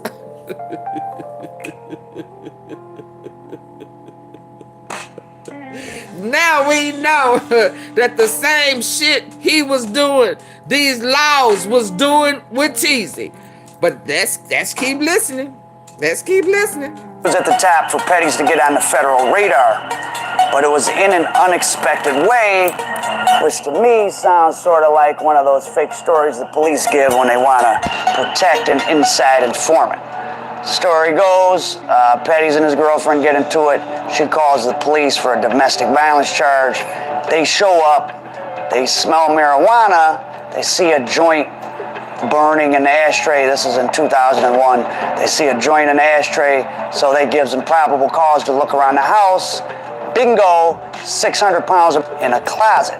Given what Petties was doing with cocaine, you could say it was just marijuana, but 600 pounds get you some time in prison. So Petties starts to get spooked. Then in June of 2012, the feds hit the home of a guy named Tino Harris around Memphis. He was one of Petties' main underlings, and he had 32 kilos stashed in his house. At this point, he's feeling his doom closing in, and Petties decides to get out of Dodge. He leaves the U.S. for Mexico, where he linked up with LaBarbie, and he would spend the next 5 years there. Dodge. He leaves the U.S. for Mexico, where he linked up with LaBarbie, and he would spend the next 5 years there. Now, so of course, Petties' operation got even bigger. He's down in Mexico. He's right next to his plug. He's directing traffic all across southeast United States via cell phone. But in 2002, an indictment comes down, a big RICO case against Petties and his operation. And a joint task force is set up. A deputy U.S. Marshal and Memphis police detective named Thurman Richardson managed to infiltrate Petties' organization and buy cocaine undercover by wearing a gold grill and dreadlocks. In 2005, he makes a lot of buys from Petties' associates, and the police claim they intercepted cell phone calls from Petties and others discussing plans to assassinate the federal prosecutor in the case, as well as Officer Thurman Richardson, the guy who went undercover. And Richardson took it seriously enough that he took the precaution of forbidding his school-age children from playing in the yard or walking to school alone. Again, in a lot of cases, there's these accusations that these guys threaten the prosecutor's life. Prosecutors almost never get killed. I don't know. But Petties wasn't just all bark and no bite in other ways. He did have a hitman gun down another of his childhood friends after the victim decided to leave the organization and testify for the government. Antonio Allen, who was either his cousin or his friend, and I've read conflicting reports of whether he was an informant, he wasn't, who knows. Federal prosecutors keep getting more indictments in overlapping cases. They get the George Hill guy in Columbus, they indict Petties hitmen, and all these guys are going into custody, and they're giving more and more information about Petties, who's still holed up down in Mexico with LaBarbie. Now, faced with life sentences, a lot of Petties' inner circle agreed to plea deals, which meant they had to spill the secrets, and the net is tightening on Craig Petties as he sits in Mexico with LaBarbie. And LaBarbie himself at the time has become the head of something called Los Negros, the Black Ones, which was the enforcement wing of, or the paramilitary wing of the Beltran-Leyva cartel, and he's engaged in a war with Los Zetas. Now, Craig Petties makes the U.S. Marshals top 15 most wanted list in 2004. The Marshals list described him as 5'9" and 140 pounds and read caution, armed and dangerous. Petties was wanted on a 45-count indictment, which included cocaine distribution, money laundering, and multiple homicides. Judgment day was nearing, and Petties could feel it. He tossed out his cell phones because he figured they were being intercepted. Petties knew the raid was coming, and in January 2008, he was trying to bribe some Mexican police who normally had been tipping him off if there was anyone snooping around about him. But at this point, they didn't want to take his money. He was too hot. It was time for him to go. Petties was taken into custody in a raid in an upscale suburb about 130 miles northwest of Mexico City in January 2008 as snipers crept atop neighbors' rooftops and a helicopter hovered above. Accustomed to bribing his way out of trouble, Petties spoke in broken Spanish to his captors, but like I said, his time was up. He tried to offer cash, but too much pressure from America, and the Mexican law enforcement took him in, and they quickly deported him. They take Petties into custody down in Mexico in 2008, and Petties had 5 kids and his common-law wife, Natasha Booker, with him. And 2 of his kids, twins, had been born in Mexico. And so it was what was going to go on with his kids. So the U.S. task force told Petties if he talked, they would help him with the kids. Now, what Petties revealed about his years in crime is hidden and protected court records. A team of federal investigators and prosecutors flew to Houston once Petties crossed the border to see the elusive adversary they'd spent so long trying to get out of Mexico. According to the feds, which might be true or might not, once he was in custody, Craig Petties crumbled. He sobbed, sniffled, and dabbed at tears with napkins. Supposedly, they asked him if he knew he couldn't run forever. Petties said, "I knew." But in the end, Petties didn't give enough information to get himself out of trouble. Maybe he did like a lot of guys does.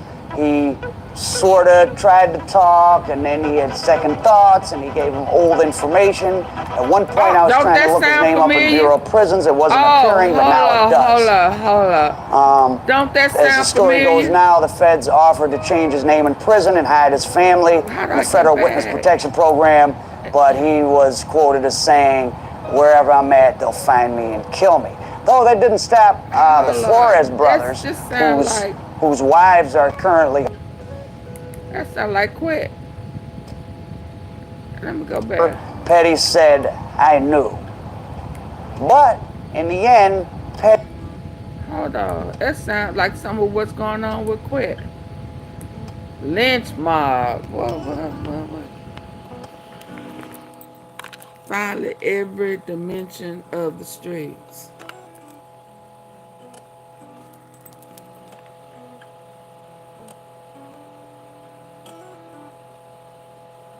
Dang, I wish I had that picture. That kind of looked like one of them pictures they had with the Crumps. Daddy. Who is the lynch mob? He supplied BMF with cocaine, murder, U.S. government. Yeah, that was back there with that them bovans and stuff. Let's keep listening. Let's keep listening. Yes, indeed, AunTeaFee. Baby, we full yet? Y'all full? Baby, we ain't ate like this in a minute. Are we full? We had church yesterday. Tea sippers, are you with me? Oh yeah, we sipping tea, ain't going nowhere. Tea sippers, are you with me? Y'all still with me? Y'all still with me? It look like it may be about 10 more minutes. Y'all still with me? Y'all want me to go on in, go for the finish line?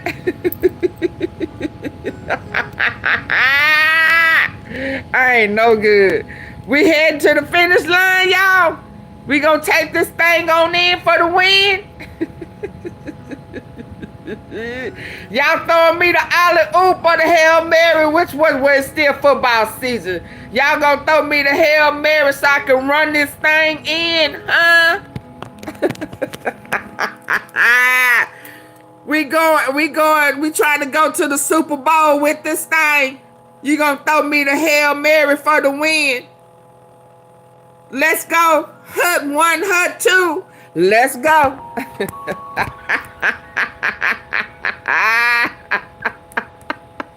Petties didn't give enough information. Oh, Quet didn't give enough information. So when I heard that, y'all, I just heard Quet didn't give enough information. Don't that sound familiar? He said Petties didn't give enough information, but it seemed like Quet is reading from Petties' handbook, his blueprint and shit. So when I hear him say Petties didn't give enough information for them people, what I'm hearing in my good ear is Quet didn't give enough information for them people if he thought Ted ass wasn't gonna go to prison.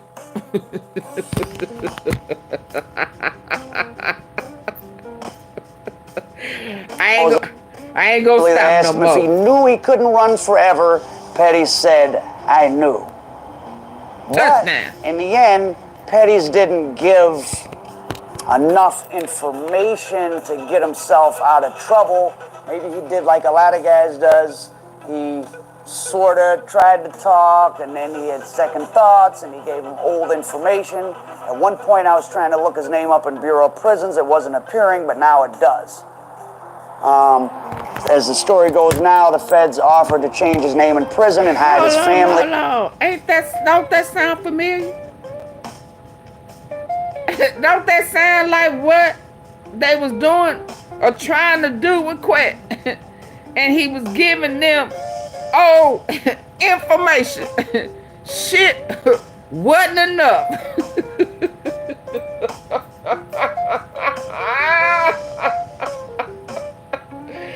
And when they was hiding his information, their protection left, and now you can find him.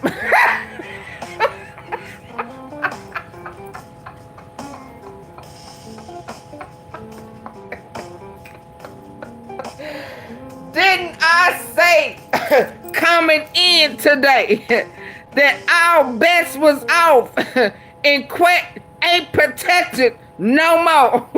Them streets gon' get him, huh? Ain't that what I came in saying before we even listened to this? They took the seal off so any and everybody can get it. Didn't he say they can find him anywhere, whether you change my name or not? That's what they told Petties, right? Quet thought that he was gonna get out of jail free and that the feds was gonna continue to protect that ass.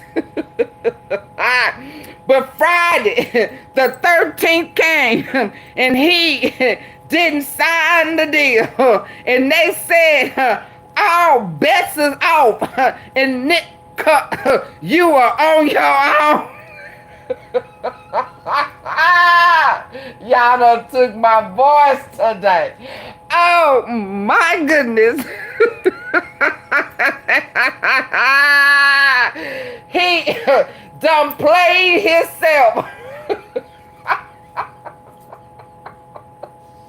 This shit is funny to me. Let's go. In the Federal Witness Protection Program, to get himself out of trouble. Maybe he did like a lot of guys does. He sort of tried to talk, and then he had second thoughts, and he gave him old information. At one point, I was trying to look his name up in Bureau of Prisons. It wasn't appearing, but now it does. As the story goes now, the feds offered to change his name in prison and hide his family in the Federal Witness Protection Program, but he was quoted as saying, "Wherever I'm at, they'll find me and kill me." Though that didn't stop the Flores brothers, whose wives are currently hawking their book and doing all sorts of TV appearances. Now, he did have reason to be scared. I mean, La Barbie had been the head, like I said, of Los Negros, the paramilitary wing of the Beltran-Leyva cartel, and he oversaw the war between Beltran-Leyva and Los Zetas. And Los Zetas they kind of upped the level of violence in Mexico. They started the beheadings and stuff. They had been Mexican military themselves, became security for the Gulf cartel, and then just became their own thing as the Gulf cartel wound down. And, you know, La Barbie was able to bantle him for years. Again, Petties was prone to violence himself, though nowhere near the scale of La Barbie, and this really was his undoing. One of his hitmen, Clinton Lewis, a.k.a. Goldie, was charged with kidnapping and taking out a guy named Marcus Turner in September of '06. Turner had supposedly stolen some cocaine from Petties, and Petties had him snapped. Now he favor the Pooh Shiesty and them folk. I mean, I don't remember what Pooh Shiesty's real last name is. I know this is daddy's era, but he favored Pooh Shiesty and them. To me.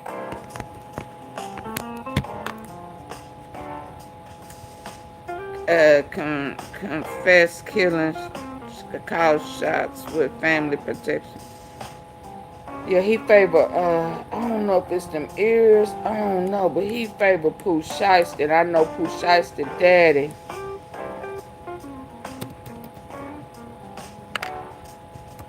was a part of the mob.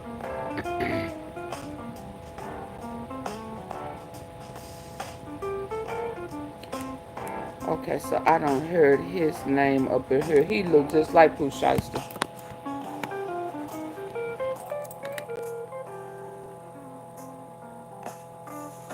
Pooh Shiesty, yeah, they do. He look like Pooh Shiesty. Pooh Shiesty is a Williams.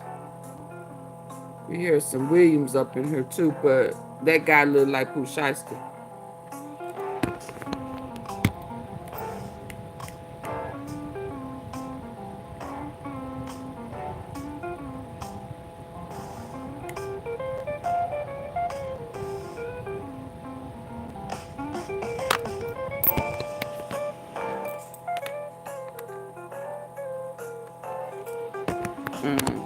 Let me get on back though.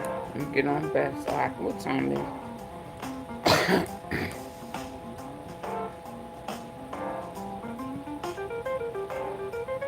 Possibly. Yeah, he favoring me. Let's keep going. Turner had supposedly stolen Clinton Lewis, aka Goldie, was charged with kidnapping and taking out a guy named Marcus Turner in September of '06. Turner had supposedly stolen some cocaine from Petties. It's the nose. Petties had him snatched in the up. ears. And he was found on the side of a road, stripped naked, deceased in Olive Branch, Mississippi. That guy's brother or cousin, Martin Lewis, the other hitman known as M, he got charged with killing a guy named Mario McNeil while McNeil was eating in a Memphis restaurant in March of '07. And the feds say McNeil was considered by Petties a threat to his organization, I think in a competitive sense. So I don't know who this McNeil guy was, how big he was, but Petties had him taken out.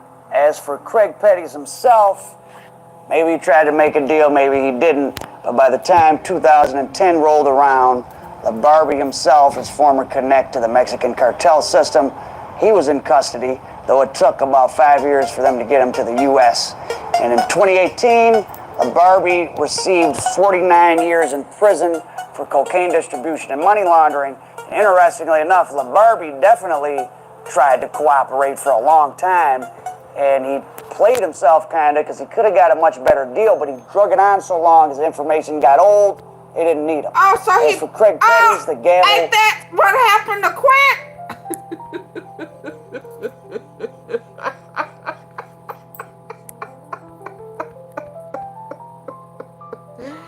He played himself, huh? Oh. Ain't that... Wow. 49 years in prison for cocaine distribution and money laundering. And interestingly enough, Barbie definitely tried to cooperate for a long time, and he played himself kind of because he could have got a much better deal, but he drug it on so long his information got old, they didn't need him. As for Craig Petties, the gavel fell back in '09 when he received 9 concurrent life sentences, 4 of them for murders ordered from his Mexican hideout. And he's currently in Terre Haute, Indiana, U.S. Penitentiary, one of the roughest federal prisons. Hold on. Terre Haute. Hold on.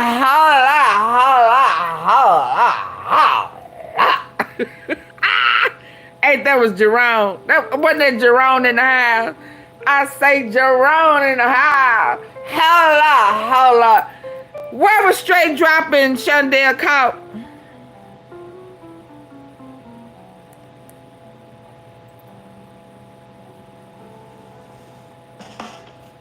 Where was Shundell and Straight Drop caught? Terre Haute, Indiana.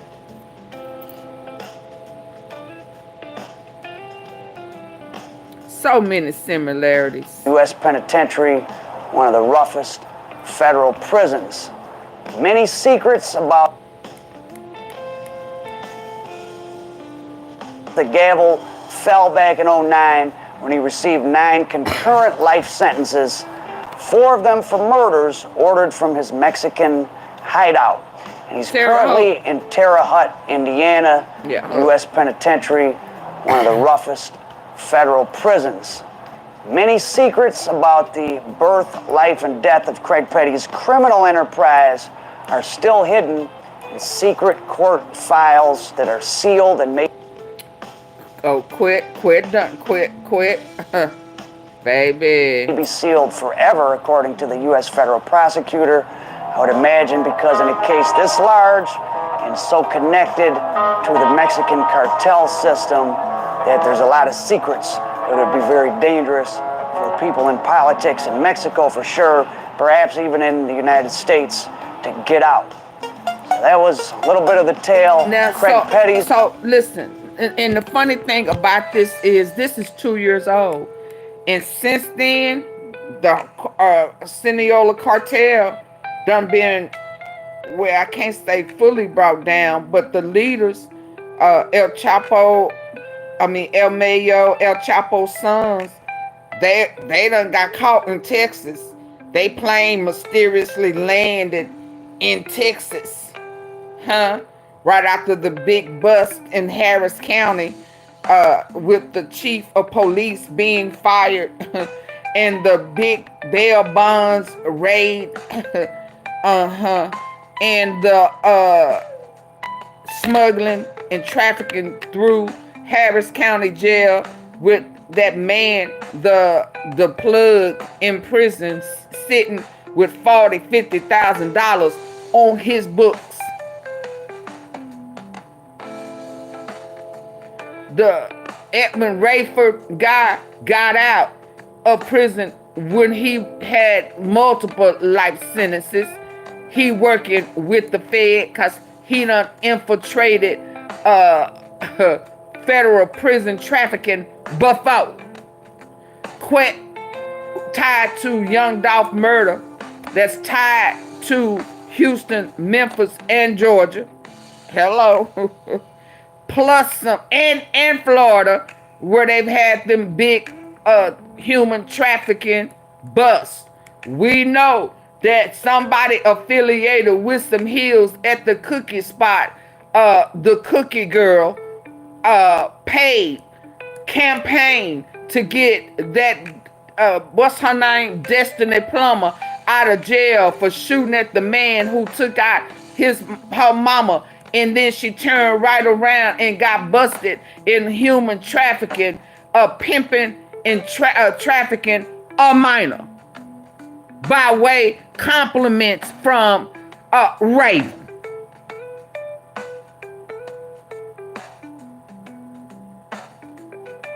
Yeah, I'm staring at the phone. Yeah. You campaigned publicly. You was clout chasing for your best friend's daughter to get out of jail. And now she's sitting in Mississippi, Tupelo, trafficking, selling their cookie, selling her cookies, and trafficking, human trafficking minors. Compliments from you. Okay, y'all, I'm going to leave on that note. I'm going to leave it right there. I can't even go out on the church song. We done ate today. Are y'all full? Did AunTeaFee feed y'all today? We fat, funky, farting, full. Oh, yeah, we full of gas. We done ate our ass off all night. We done ate. Are y'all full?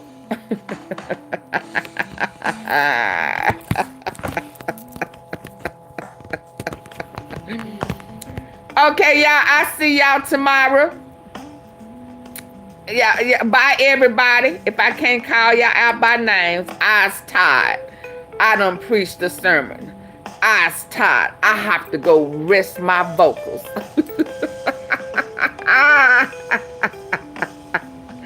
Bye, y'all. Bye. Bye, Mona. Bye, Granny. Bye, Toothless. Bye, Chelsea. Hey, Crystal, you came through. Hey, Crystal, Pearls of Wisdom. What's my Crystal? Debbie Hudson. Oh my, Santee. Deborah Coker. Tiki Bay.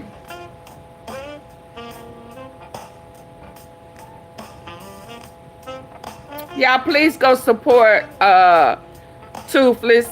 That's my girl. Go. Bye, Mona. Who I miss, y'all? Y'all know I'm tired. Leticia, Auntie. Bye, Macy. Oh, girl, you bought us some gems, some jewels tonight, baby. I love the gift boxes. Thank you. You did tremendous. King Life, thank you. You came through, blessed me with some jewels. Yes, pearls. Rubies. Thank y'all. It won't let me go all the way back up. I can't remember who all came through, but y'all, thank y'all. Stop Playing came through. I remember seeing. Did Drummond come through? I don't remember. Bye, y'all. I'll see y'all tomorrow. Bye.